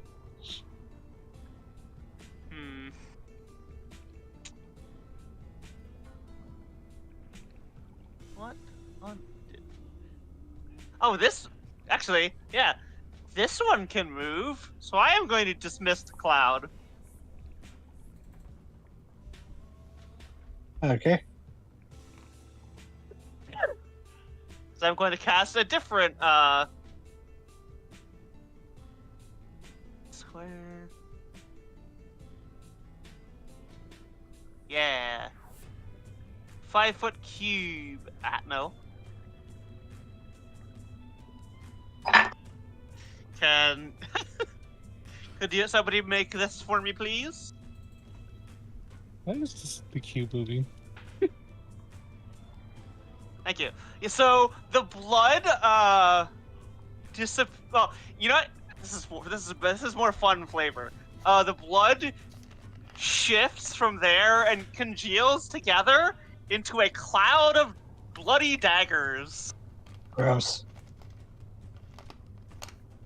Is it staying on the ground? What? Is that like on the ground now? Like, No, it's a floating cloud of daggers. yeah, I mean, like, is it a consistent effect? Sorry. Oh yeah, it stays there. Yeah, And they okay. just take 44 damage every turn they're in it, and I can move it. Neat. So they both take 11 slashing. Yeah, it just says they take. That's fucked up. Yeah, that's Which what's is fun about this. Is damage. they don't even get a save. It is So there's like just you know. its cap is once per turn. Yeah, but still, Oh, yeah. that's just damage. Period. Okay. I realized after I built Kita, I didn't really give her any like big blasty spells with like 1 or 2 exceptions, and now I'm realizing that was a mistake. Well, also, feel free to look over your spells in between sessions because I did build that subclass to be focused on necrotic damage. So a lot of your features involve necrotic damage. There's one spell that I got that I adore, but I don't want to burn up all my Cloaker. all my straight points yet. And I'm going to move. Oh yeah, your turn still. Yeah, I'm gonna move. Yeah, I'm gonna move. I'm gonna move back a bit to be out of range. Yep. And duck back under the water. Okay. So it is going to move out of the clouds. Did not like that.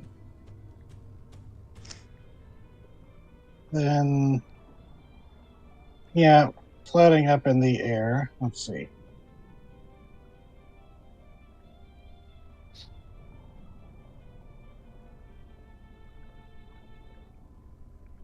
Nightmarish beasts, though they are, I think it would be cool to watch a cloaker like move. Mm-hmm.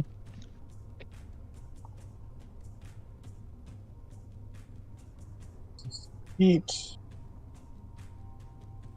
So, everyone.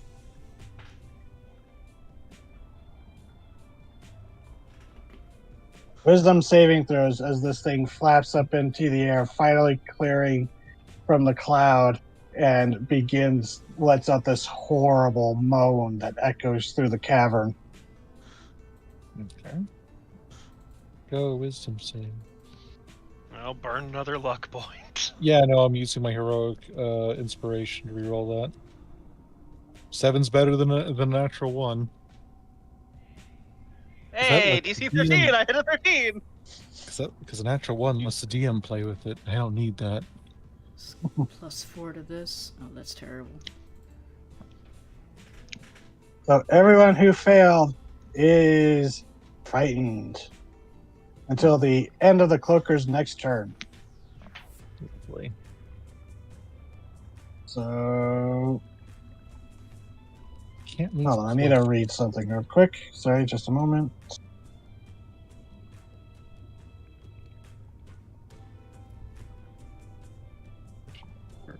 Okay, never mind. I'm good. Cool.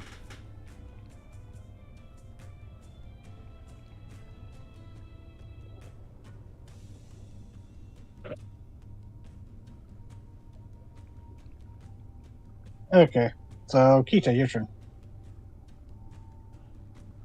What? That's me. I mean, Urgent, sorry. How high is this cloaker? They would be 40 feet in the air. Okay. Yeah. Well, they'd be closer to like 35 feet in the air.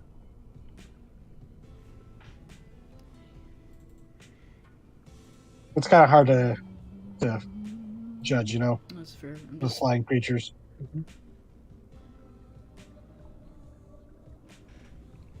So, like, do they flap like bats, or is it more like they swim through the air? Have you seen a bat swim Yes. like that? okay. Can I make a dex save for me? Sure. 13. Okay, it's gonna fail. I'm casting Conjure Barrage. By Oh. it says it doesn't have to be a ranged weapon anymore, so he's holding up his scimitar and pointing it at it. And since it failed, it's gonna take all of this. Whoa! Yeah. Jesus. How does the barrage manifest? Just like he holds up the beetle? scimitar and they just kind of like it glows, and then he points it at it, and it comes out of the scimitar. It's just a cone of like blades that shoot out. Nice. So, Grunt, there is another spellcaster. There's two other spellcasters. So, anything else for your turn? Your Wilbur? Yeah, he's I'm going to use a bonus action to command Wilbur to back off over here. Oh, And, right. Kloop has to go for the. and if Yep, he Kloop's needs it, frightened. aid JJ. No, I rolled Kloop. Oh, you did? Okay. Yeah. Because he can't get close to the cloaker, so it can't attack him, so he's just gonna aid JJ. Yeah. Kloop got a okay. 16, and I got a 25. Yeah. It was just, it says Grund Rancelcraft and then underneath the Wisdom Kloop. I missed that. Yep. Okay. So that hurt it a lot. Good. And let's see. Joyce's turn. Is my friend going to leave me? Well, she's kind of trapped. She's welcome to try. Fuck around and find out, Joyce. You know what? I need you. She's going to use one of her Coven spells slots to cast. I need you to do a. Hold on. Why doesn't it? Wisdom saving throw. Balls. Probably should have kept my inspo. 8. As you are suddenly a fiddler crab. Well, She Oh polymorphed no, you returned to child. yeah. you. And you know what?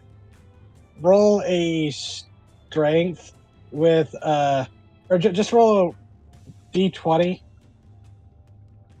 to see if you remain pinched on with your fiddler crab claw. Okay, no, you she like brushes you off and you fall to the water. You like The the last 5 rolls have all been under 10. but she's just like, okay, that was frustrating. But good try, little buddy. She like plumps down at you. I'm effectively out of the fight. She's going to I mean, no, you're not. Yeah, I am. hop back up on there. Polymorph. Unless You're- I'm he's directly only damaged, polymorph. I'm out. I can Unless also I'm Yeah. damaged, It's I'm only out. polymorph. Yep, Yeah. so she's up there. Fine. Unless they're not stupid, I'm out, or somebody hits me. I could always So- give you a tap. Well, this is going to be Nice. stupid. Are you frightened, Who? Who? Krill? Yes. Oh wait. Never mind. I keep forgetting it's not on her turn. The vile appearance thing. Also, so she's going. if you succeed it, you're immune to it, so it Right. wouldn't matter.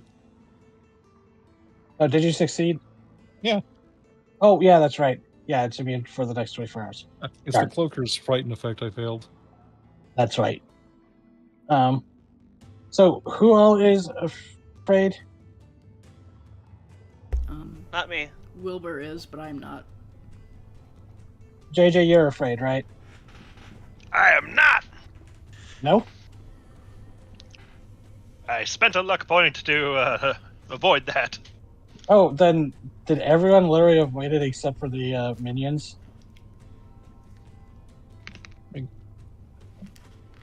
Oh, besides Krill. Yeah. Okay, because that's okay. Darn it, Wait a Joyce! minute. You ruined your sister's stratagem. Oh wait, are you asking? That's pretty Did I funny. roll to not be horrified by the hag? In that case, I would have to roll. No. The cloaker's moan. He did a little Yeah. sex moan. Yeah, did the cloaker's moan make you afraid? It looks like you've passed. Yeah, I passed the cloaker. Okay, I so you're not imagine frightened. it's the moan of feeding a carrot to that pufferfish. Oh, Oh God. everyone is deeply uncomfortable and frightened. So let's see. Yeah, she's going to move out of the clouds because she was there. 5.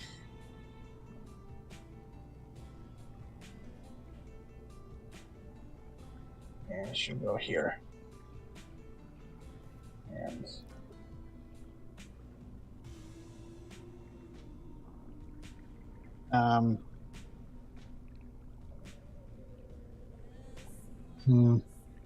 sorry, this is let me see.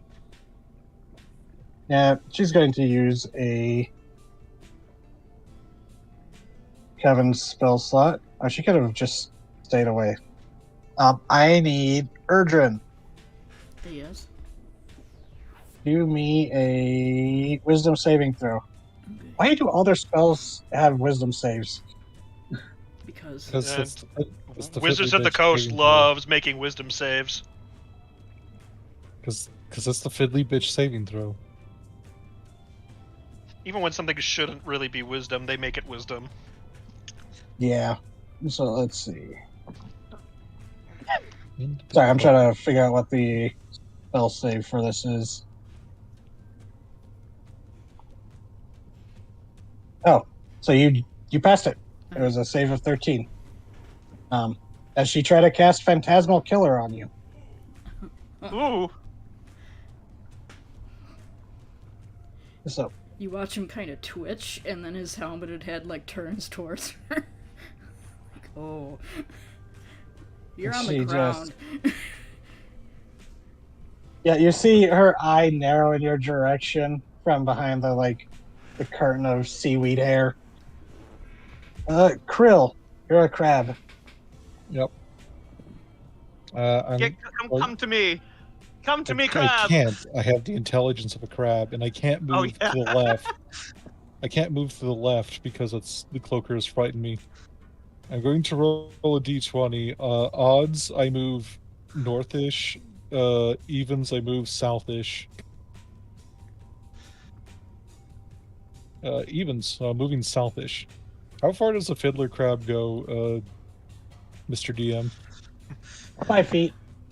All right. You're a tiny creature. You see a tiny fiddler crab scuttle 5 feet this way at his turn. That is the most fair and animal-like thing I could think to do. So yeah. JJ. Mm-hmm. Please So, kill it. So, what is it that you need in order to no longer follow? You have to kill it. JJ, wisdom saving throw, please. Right. Yes. But you might not have been able. Well, no, you are moving sideways if you do fail. So you fail, so you are frightened. Mm-hmm. Yeah, I'm Well, frightened she of shoots you the sea evil hag, eye. right? Yep, You're afraid of Betty. Betty.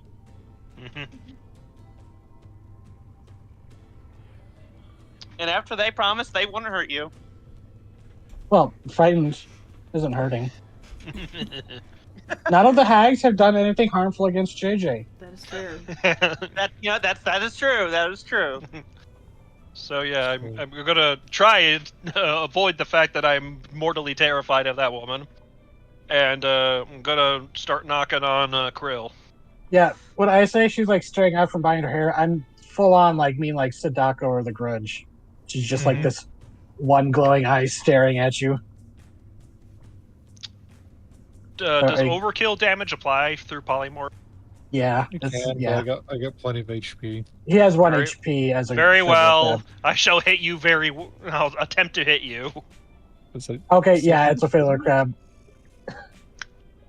Bonk. yeah. Oh, Oh, I God. think you're Okay. good. So you don't have to do your You, sneak yeah, you don't attack. have to do Yeah, the yeah, sneak I was gonna attack. You say. take 7. Oh right, yeah. So yeah, What you. is stick attack's optional, damn it. Sorry. What? Minus No, 8. it's just the joke. It's like, you don't have to click that button. Or minus 7. So just like smack and then just erupting back all the water is cool. Yeah, like what he does is that he doesn't hit you with any of the pointy bits. He just like brings the hook flat end and just tink. Crunch. There's a moment where just Krill slowly turns in your direction. He's like, uh-oh. And he just like nods and just turns and once more sets his eyes on the gangly hag. And It's like, knowing that, he's not gonna. Okay, that was 10 feet of movement. I'm gonna spend his 5. I'm gonna use my bonus action to dash, which would bring me right there. And that will be end of turn. Okay. Grand. Oh, that's me. Okay.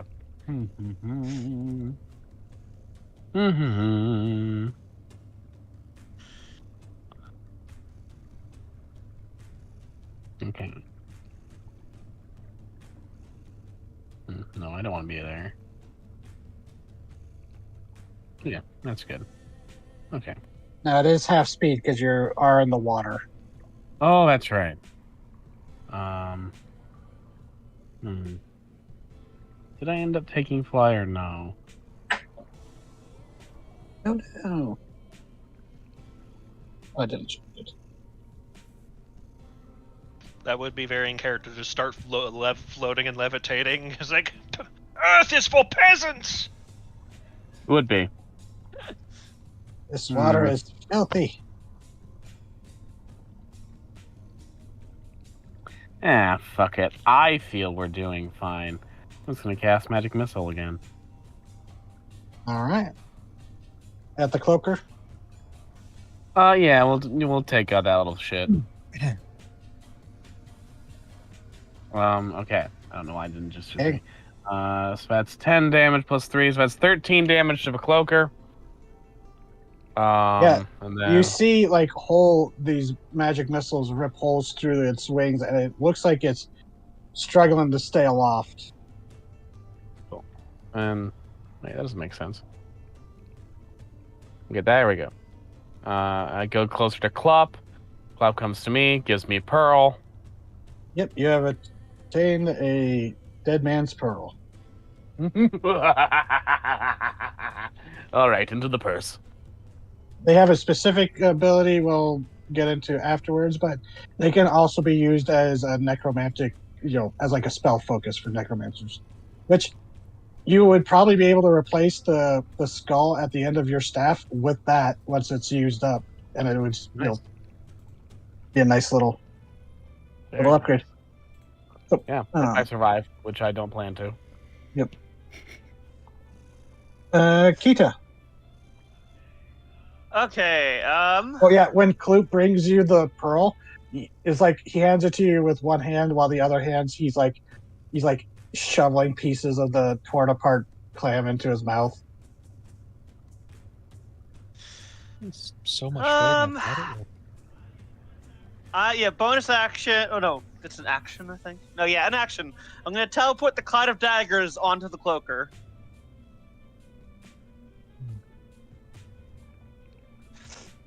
I'm just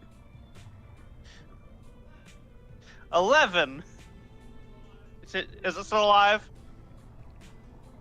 You see the cloud of Yeah. daggers move over it, and then just shredded bits come raining down as it gives this Yeah. horrible death scream.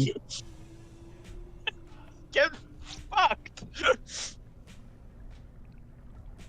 And right before its turn, nice. Yeah. Its turn's over, so we're already frightened. No longer frightened of it, technically. Yeah, it's dead now. Do I have anything I can do with a bonus action without? You know, with all that chum in the water now, better watch out for the quippers. That is turn. That's turn. The Night Hag's turn comes and goes. Urgent. Okay. As it comes to your turn, actually no, go ahead. I'll get to it after your turn. Okay. So he twitched and turned towards the sea hag. That's the sea hag, right? Oh yeah, I need you to do the wisdom saving throw. Okay. This is to avoid being frightened, right? Yep. Okay, so I have Of its advantage vile on that. appearance. Yeah, you've seen scarier things working on the farm. So he turns and I'm going to forego my bonus action commanding my beast to drop concentration on Pass Without Trace, because I just haven't turned it off yet, and turn on Hunter's Mark. You see underneath the helmet that there's two bright purple glowing orbs now staring at this fucking hag. Oh. Slight balls. And he goes right up to her. Alright, so Oh, hello, sweetie. Oh my god. that, and then bonus action that. Oh my god. That one's not gonna hit, but I also have a extra attack, and I have Vex on that, so even if I miss with that attack, I did have advantage. Yep. How do you want to do this? Because after that first hit, she had 2 HP. I just want to put the Hunter's Mark on there just because I'm an asshole.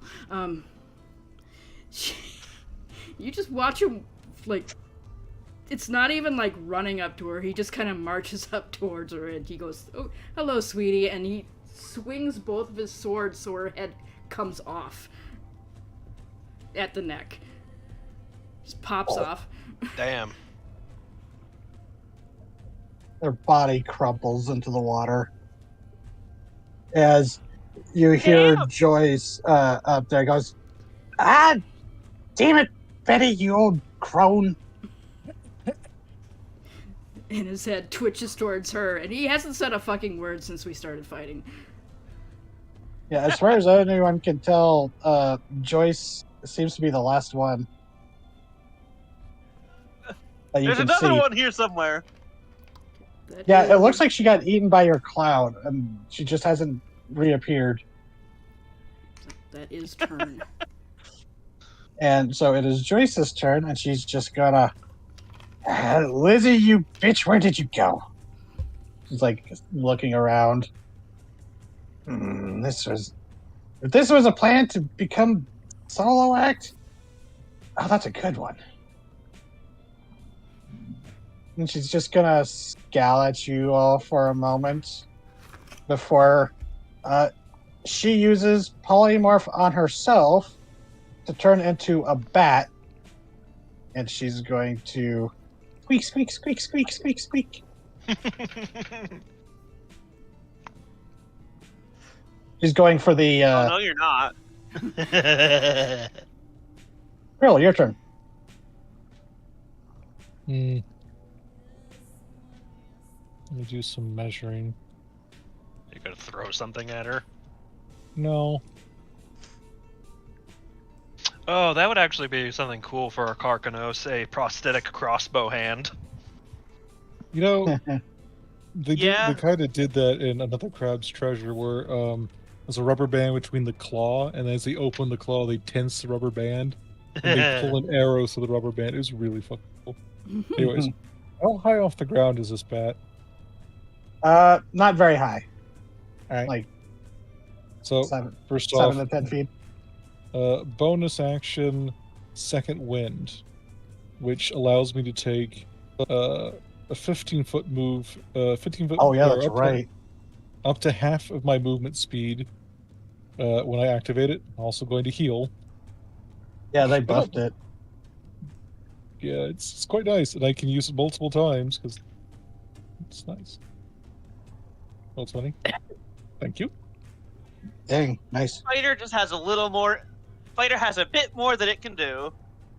Yeah, it's like they had to make D&D a little bit more like 4th edition. Great. I'm back to max health, by the way. 96. Okay. And then I take my regular movement to go up here, and then spend the last 10 feet to leap over into the air and basically grab the fucking bat out of midair. Okay, let's go. How'd First you attack. make that distance? Bonus action gives me half my movement speed, and I have 30-foot movement speed after that. But so I actually only use 20 of that, because then I could spend my last 10 feet of movement to Hulk jump 30 feet if I want to. You took the Do you have boots? I have the boots. I have the same boots. Yes. Yeah, which was really funny. No, like that's what I mean. You two were synchronized with the item selections with like two of them. Okay, I'm assuming to 26 hits. Yeah, a bat's AC is 12. All right. So 9 damage go through. And As she finds herself once again in your picture, she's like, grappled. He's looming over. I didn't like that. And your bald friend is so much nicer than the rest of you. Actually, I'm going to use Savage Attack to reroll that damage because I don't care for 3. I did less. It doesn't matter. Well, second attack is coming around at advantage because I'm grappling you now. 27, 13 with my additional crush. How do you take her out as she's just it's like, your bald friend was so much nicer?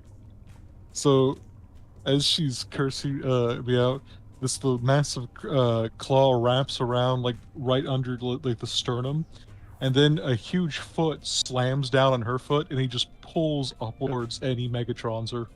Oh, Jesus. And he just tosses it, just casually tosses the upper half away. Just not interesting anymore. Dang. Welcome to Krill. You won. The night hag doesn't show up. Yeah, you all tense and like look around, and after a few tense minutes, seems she's not coming back. Unless she's stupid, she booked it. JJ's gonna walk up to the cauldron. It is a rancid smelling thing. It's a different kind of bad to Grund, but awful. And there's still like a giant wooden spoon, and if you give it a few stirs, you do see like a it's like, oh yeah, that's like a half a fish with its head bitten off. Oh look, there's a human arm. Lovely. About as bad as the slaughter docks! And he just like uses the spoon to tilt the cauldron to spill out over there, and then he's gonna hop back down and It does start sizzling a bit when it hits the water and some of the rocks. You're like, has some bite. yeah. He's gonna jump on down. That is some excellent work, team. That was not what I was expecting. I'm just teleporting the daggers around the room. You all It's so did small. swimmingly. I'll make sure to put in a good word with the boss so y'all get bonuses. I knew I would. What are you So saying, sad I Ingrid? couldn't drag someone into the cloud of daggers. I was measuring What? it out. Like, Don't Oh. worry, As- that plan may still come up. I was plotting to drag Yeah. the hag into the cloud of daggers, and until she grabbed me.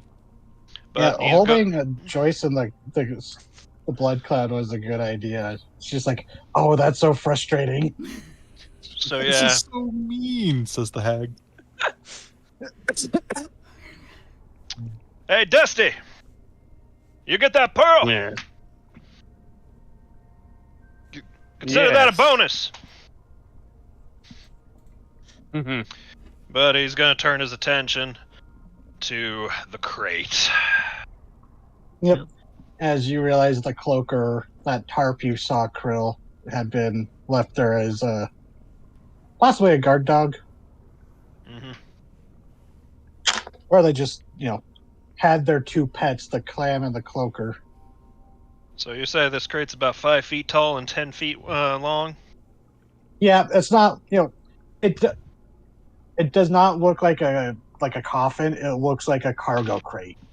Yeah. Just long and it's a long rectangular crate, and getting closer to it, it's definitely the temperature drops. There's a chill around it, and now that you're closer, you actually see that there's a portion, like one of the quarters, the wooden crate has splintered and broken off, and like you take a look at it, it's like you think maybe the hags are trying to pry it open, but you realize no, that looks more like an impact. Whatever wreck it did, it probably knocked it around. Yeah, And- he's closely inspecting And for tampering. yeah, otherwise it just looks like that was it. You see there's like a patch of the ice exposed. There's like this dark blue frost covered ice, but other than that you can't really notice anything about it in the dim light. Well, it's hard to tell. Really? Crow will lumber over to the box, then gesture to it like, "Do you want me to open it? Do you want me to?" No, that's bad business to start opening up cargo. Let's drag it out into the light so we can see what we're dealing with. He'll nod and then just lift it up onto his shoulder. You're gonna it's a little bit big for that, but you can pick up one and then drag it. And actually, if anybody wants to loot the two hags, Yeah, Yes. I'm standing So- right over Dylan, this Some one. hag loot. What am I, an So- animal? Not gonna loot my kills? let's see, the sea hag, Betty. Let's see.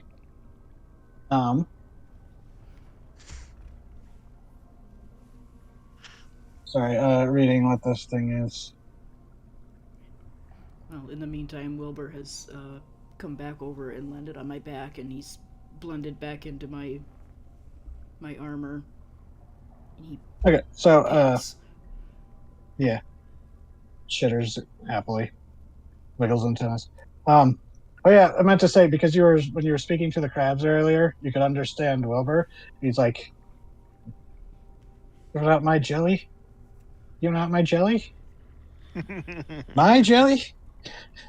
I gave him But, extra. Yeah. But the hag, the sea hag, nothing really. She has like random little trinkets, like carved bits of seashell and bone. You're like, oh yeah, that's a finger tooth. Oh, that's a lovely chain of humanoid teeth. Gross. But there is like a pendant that seems to have like a glass eye in it, and she has a ring that looks like Ooh. it looks like the band is made out of several hands clasping the wrist of the next successive hand. So it just looks like a ring of hands. Does anybody know how to tell if something's magic? That's not something I can do. A wizard, maybe. Give to me. Hey, Moldy. Much obliged. So, you would know the pendant, the eye pendant, is a hag's eye. It is a magic item that hags make. A coven can only have one hag eye at a time, usually, and you would know with that arcana that they give it to minions to let them be able to see things they normally can't. Without doing an identifier, you're not sure what exactly that entails, but you would know from that arcana just, your knowledge, your book smarts. The But the hag's ring- eye, it's used for scrying. And the ring, go ahead and roll an arcana again. Do you have identify? No. Yeah, go ahead and roll arcana. Oh, you know exactly what this is. It is a ring of telekinesis. What? This is the ring of telekinesis. Which you think might be how they moved the box. I don't suppose anyone. I mean, I don't think we should be keeping this eye if they can see through it, and she'll probably want it back, the one that left. Yeah. I throw the eye away. I give the ring to DZ's character. My character doesn't remember your name. What was that? A ring of telekinesis to move the package. Oh, that should be handy. So who wants to attune to it? You'd have to take like a short rest to attune to it while here. And like when you go through the other crates and stuff, you do find typical, it seems to be a lot of just like supplies from the ship were taken, like rations and such. But there is also a crate. In terms of contraband, it seems the ice crate was the only thing, but there is another smaller box that JJ you would recognize. It's full of sea sting. It's a narcotic drug made out of a type of anemone that isn't local to these waters. So you're like, oh, they probably picked that up just to Well, that's valuable, but we can only carry so much with us. It's best we get the box. Did the other hag have is that anything special on her? Oh yes, her. Give me just a second. So you go up to her, and around her neck she has this. What is it called? A torque, where it's like a band around the neck. Yeah. It's a torque made out of what looks to be the jawbone of a humanoid, but there are like, you can't tell if they're like gems or polished glass have been embedded into the like jawbone, and like you see one of the teeth, like, oh, this was definitely a person's, because you see like two of the teeth, they're old and tarnished now, but they're like gold capped teeth. Hey, wait. But that has a magic aura to it. That I can feel, just Yeah, it definitely has like it's like, oh yeah, that looks enchanted, drizzly. Yeah, he's gonna hold that out to Grun, and he's gonna go, what about this one, mister? Ooh, yeah, smells like your kind of stuff, boss.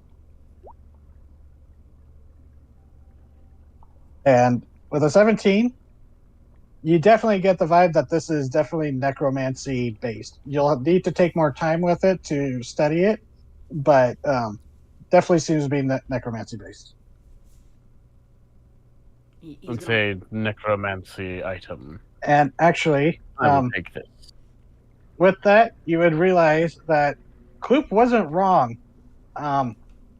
You would be able to notice that the slight mutations to the jawbone, it's like, oh, this might have been human when they weren't a ghoul. You realize some of the way the jawbone was changing. Whatever this came from, it came from a ghoul. Hmm. But Quite yeah. strange. What to You'll do? need to take some time probably on the trip back to really get a sense for it. you go ahead and have fun with that. So if no one else is gonna claim it, I'll take that ring. Oh, He yeah, tosses it to. The ring Hey. goes to the Hmm? organizer No of this offense, party. but like, you gotta use your mind. Are you good at that? I use it all the You time, have to use charisma. What? which I happen to have in spades. He's the talker. All right then. I mean, I'll hold on to it. Wait until telekinesis pretty useful in my line of work. Of course, you know how magic is. You gotta get friendly with it first before it starts listening to you. well, I mean, as long as the other one doesn't come back, I think we have enough time for you to sit down and do that. Okay, I'm back. Sorry. Someone knocked on my door. I was getting my sushi got here. Ooh, nice. I don't want to spend any longer in this dank cave than I got to. Let's haul this sucker out. Yeah. Are we? There's no way you're hauling this crate up that little cliff Mhm. path. So yeah, you are gonna have to wait for someone to attune to the ring. Okay. Yeah. In No. that case, we'll have to do a short rest. Yeah, that was one of the things that I was just like, how did they get this thing down this precarious thing? Oh, wait, they just did what Vask does. Alrighty then. Yeah, you take a moment. You can take a short rest. You don't have to heal up yet because I'm just going to say it. By the time the next encounter starts, you will have had time to do a long rest. Yay! So- Okay. My 1 damage will return. Yeah. So My we're getting- self-inflicted damage. we have a few minutes if people want to chat a bit before we end. And pick up next time with returning to the city. Yeah. I kind of Yeah, I don't know what I expected. I thought the session was. I always think so much more is going to happen in a session, so I'm like, I'm not prepared enough. I'm like, oh wow, I was definitely prepared. That Mhm. happens. Well, that's the way to be. It's worse to be the opposite. Pretty Yeah. well. What was So, that? but anyways, Y'all held yourself pretty well. Who is that at?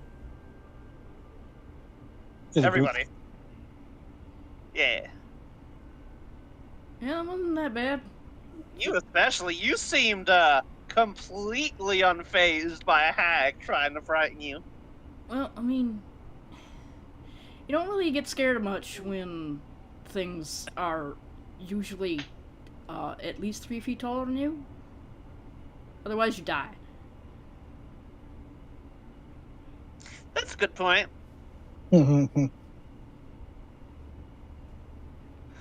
And he's gonna poke the headless hag body with his toes. I was kind of hoping that JJ there. Is it okay if I call you JJ? Are we friends now? By the way. Go right ahead. Hey, I was hoping that JJ was gonna actually get somewhere with these ladies, but It's not my fault not everyone recognizes the value of the tongue.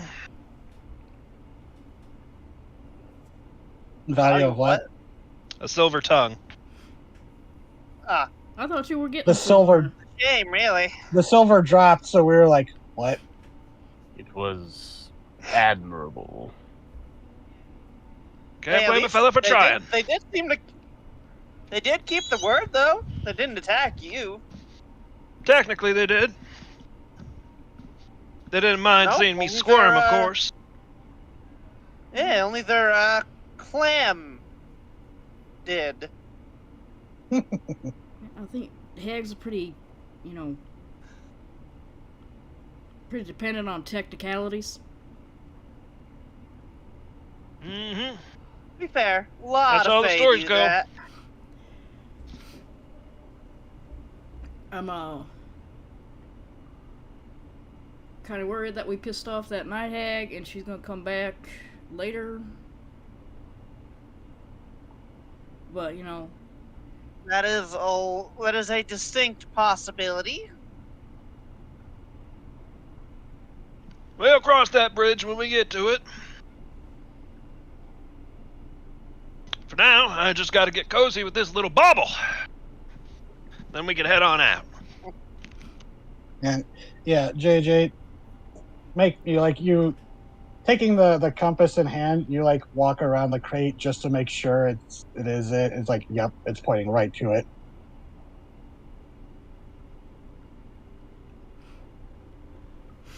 So you can be assured that this was the object you needed to get. Well. Well, at the very least, our package hasn't walked off from the crate, too. But hey, this was overall really straightforward. kind of wasn't too bad. No, Of course, Well, there is the simpler mystery than I of expected. what happened to the previous ship. I'll have to bring that up with the captain. What else was in these crates, by the way? I kind Apples. Uh, I missed that a little bit. Basically, like just ship supplies. There's ship rations. There's some tools and stuff. It looked like the hags went in and gathered everything that could be of use. You see, there's like a pile of like now kind of soggy pillows and blankets and stuff. It just looked like they gathered up everything. But beyond that, the only things of real value would be, oh yeah, there would be like a lockbox that had like the pay for the captain and the crew. I'm just going to say money's not really going to be a resource in this side game. Just gonna Yeah. say, but Mhm.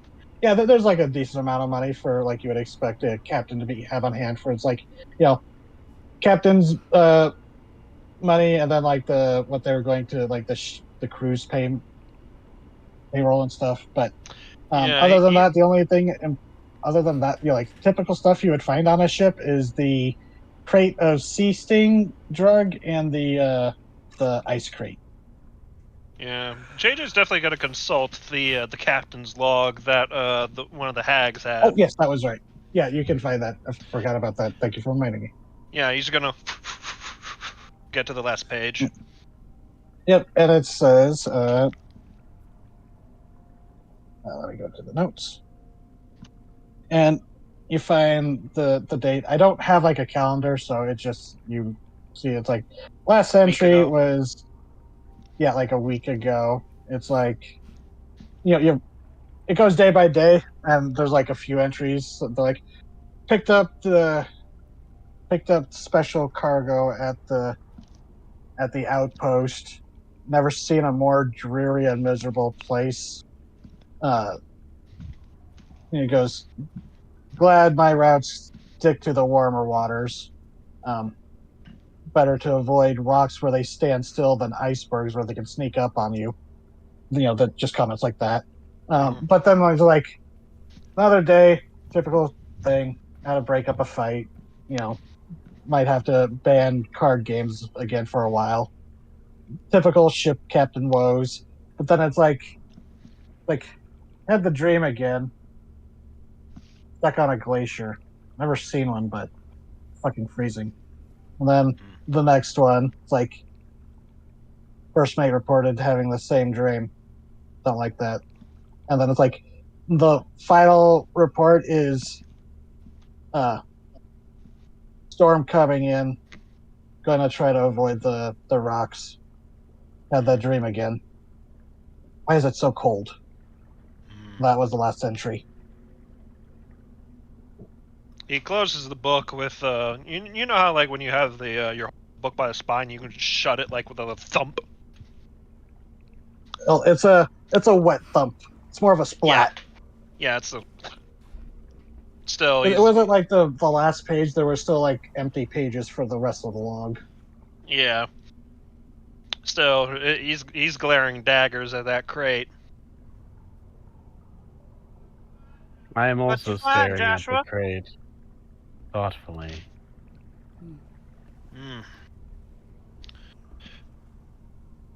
Well, just as I thought. Whatever's in that box is bad news. But we didn't come all this way just to say, oh, we lost it. They're gonna believe us anyway. That got proof that ain't the case, so we got no choice but to bring it back. We just gotta be careful about it.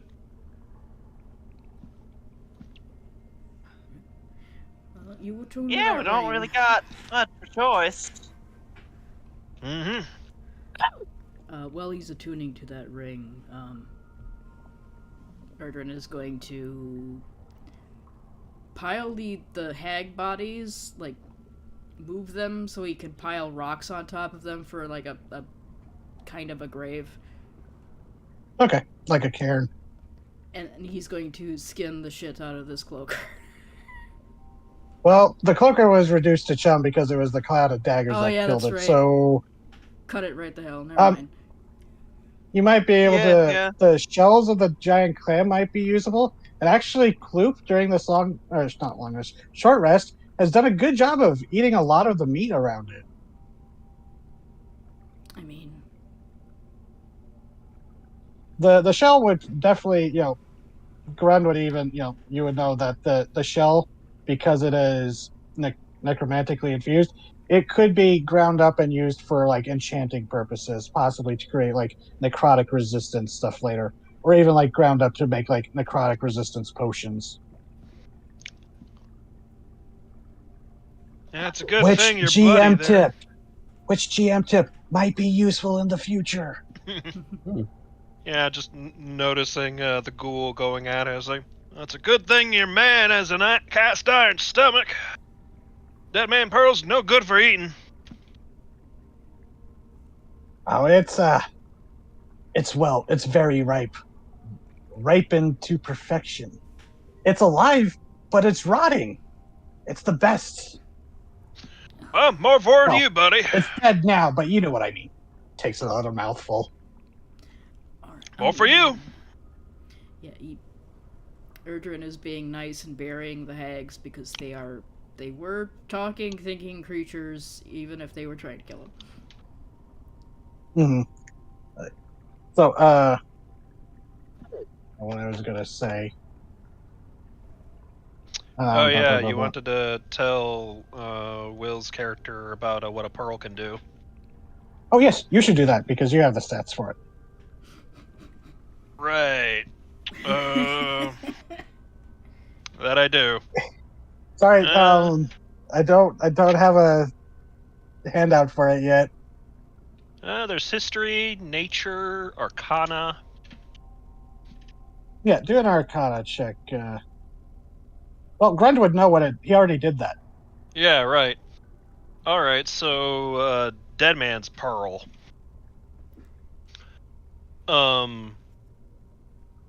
What's it? Do you want me to say, the full arcana check, or just what it could be useful for?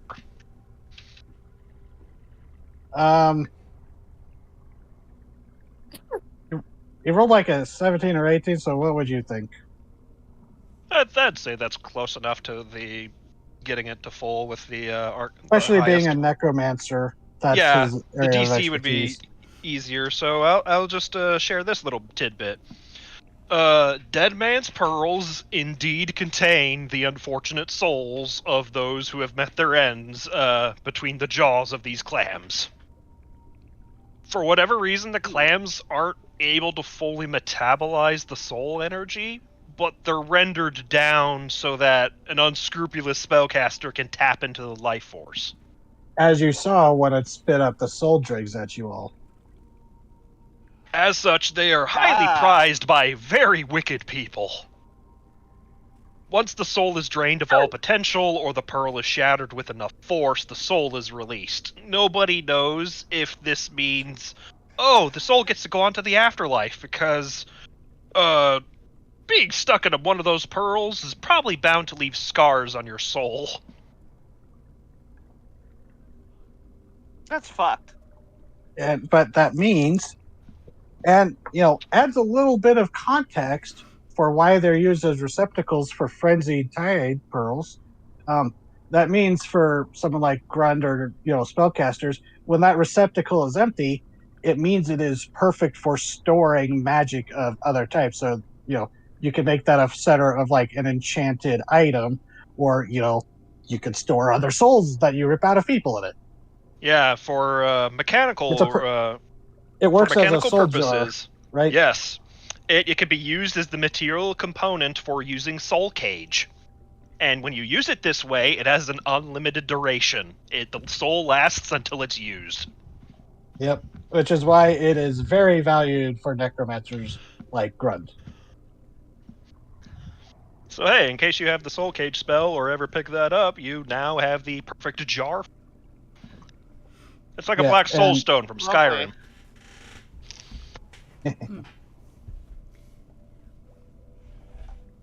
Just a big pearlescent skull.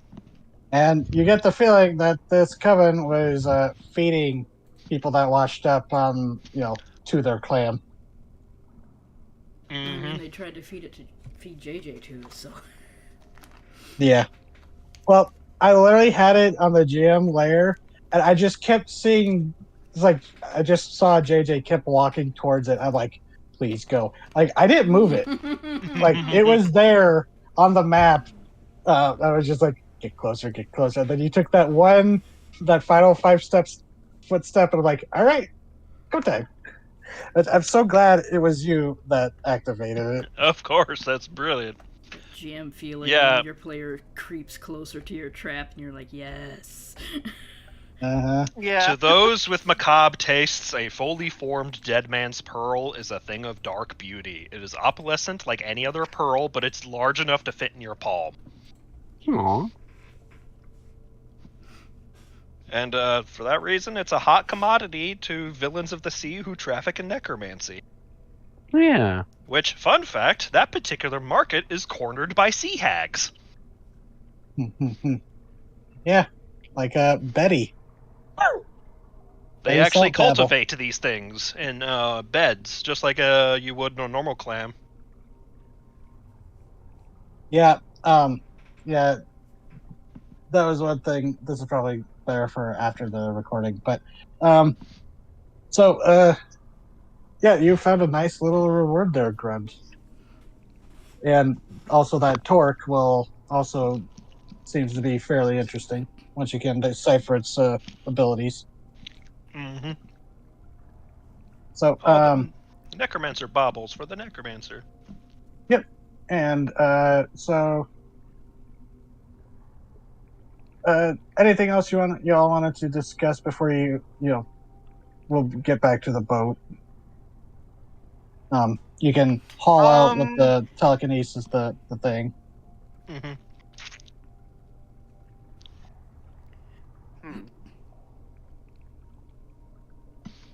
I don't got nothing.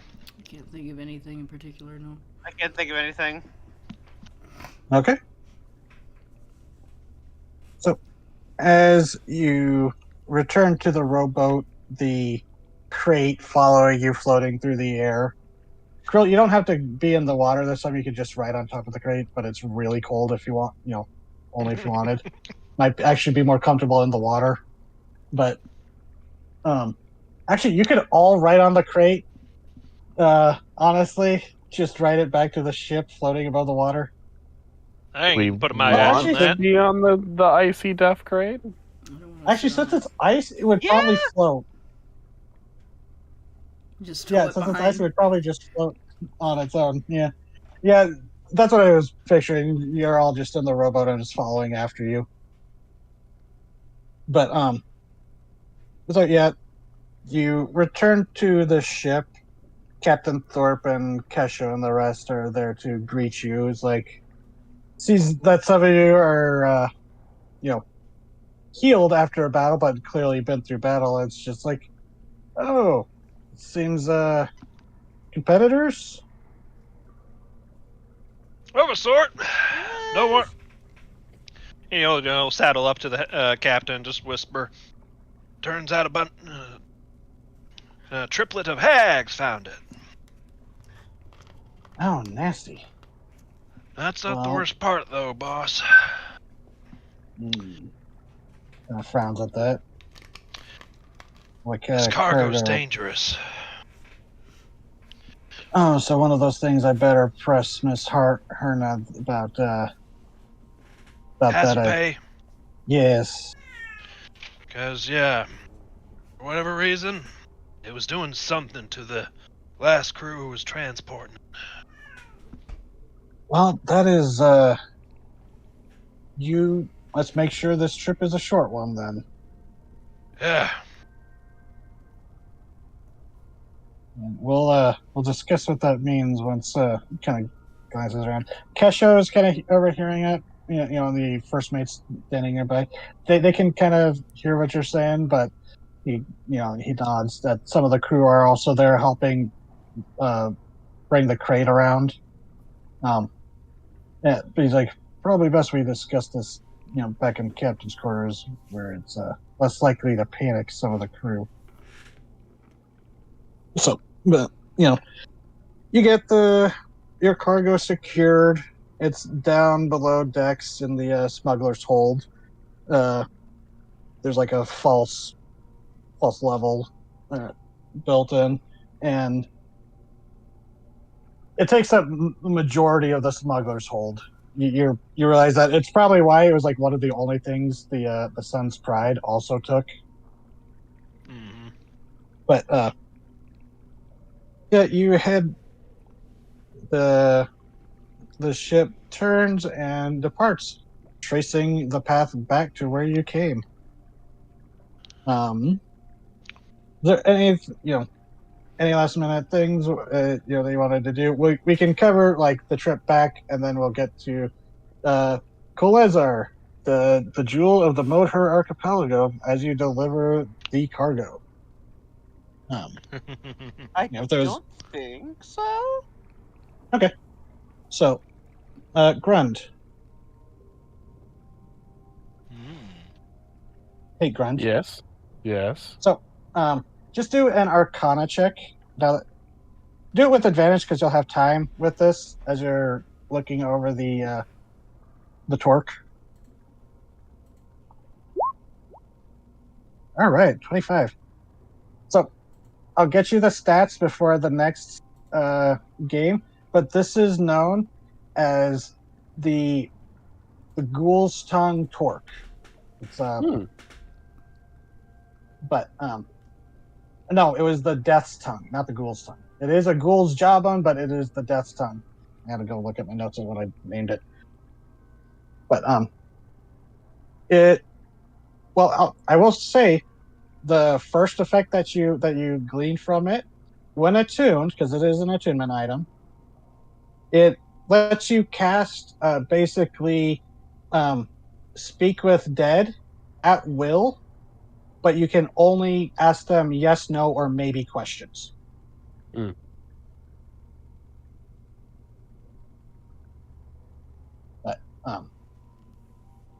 But there are other abilities on that I'll get to you later.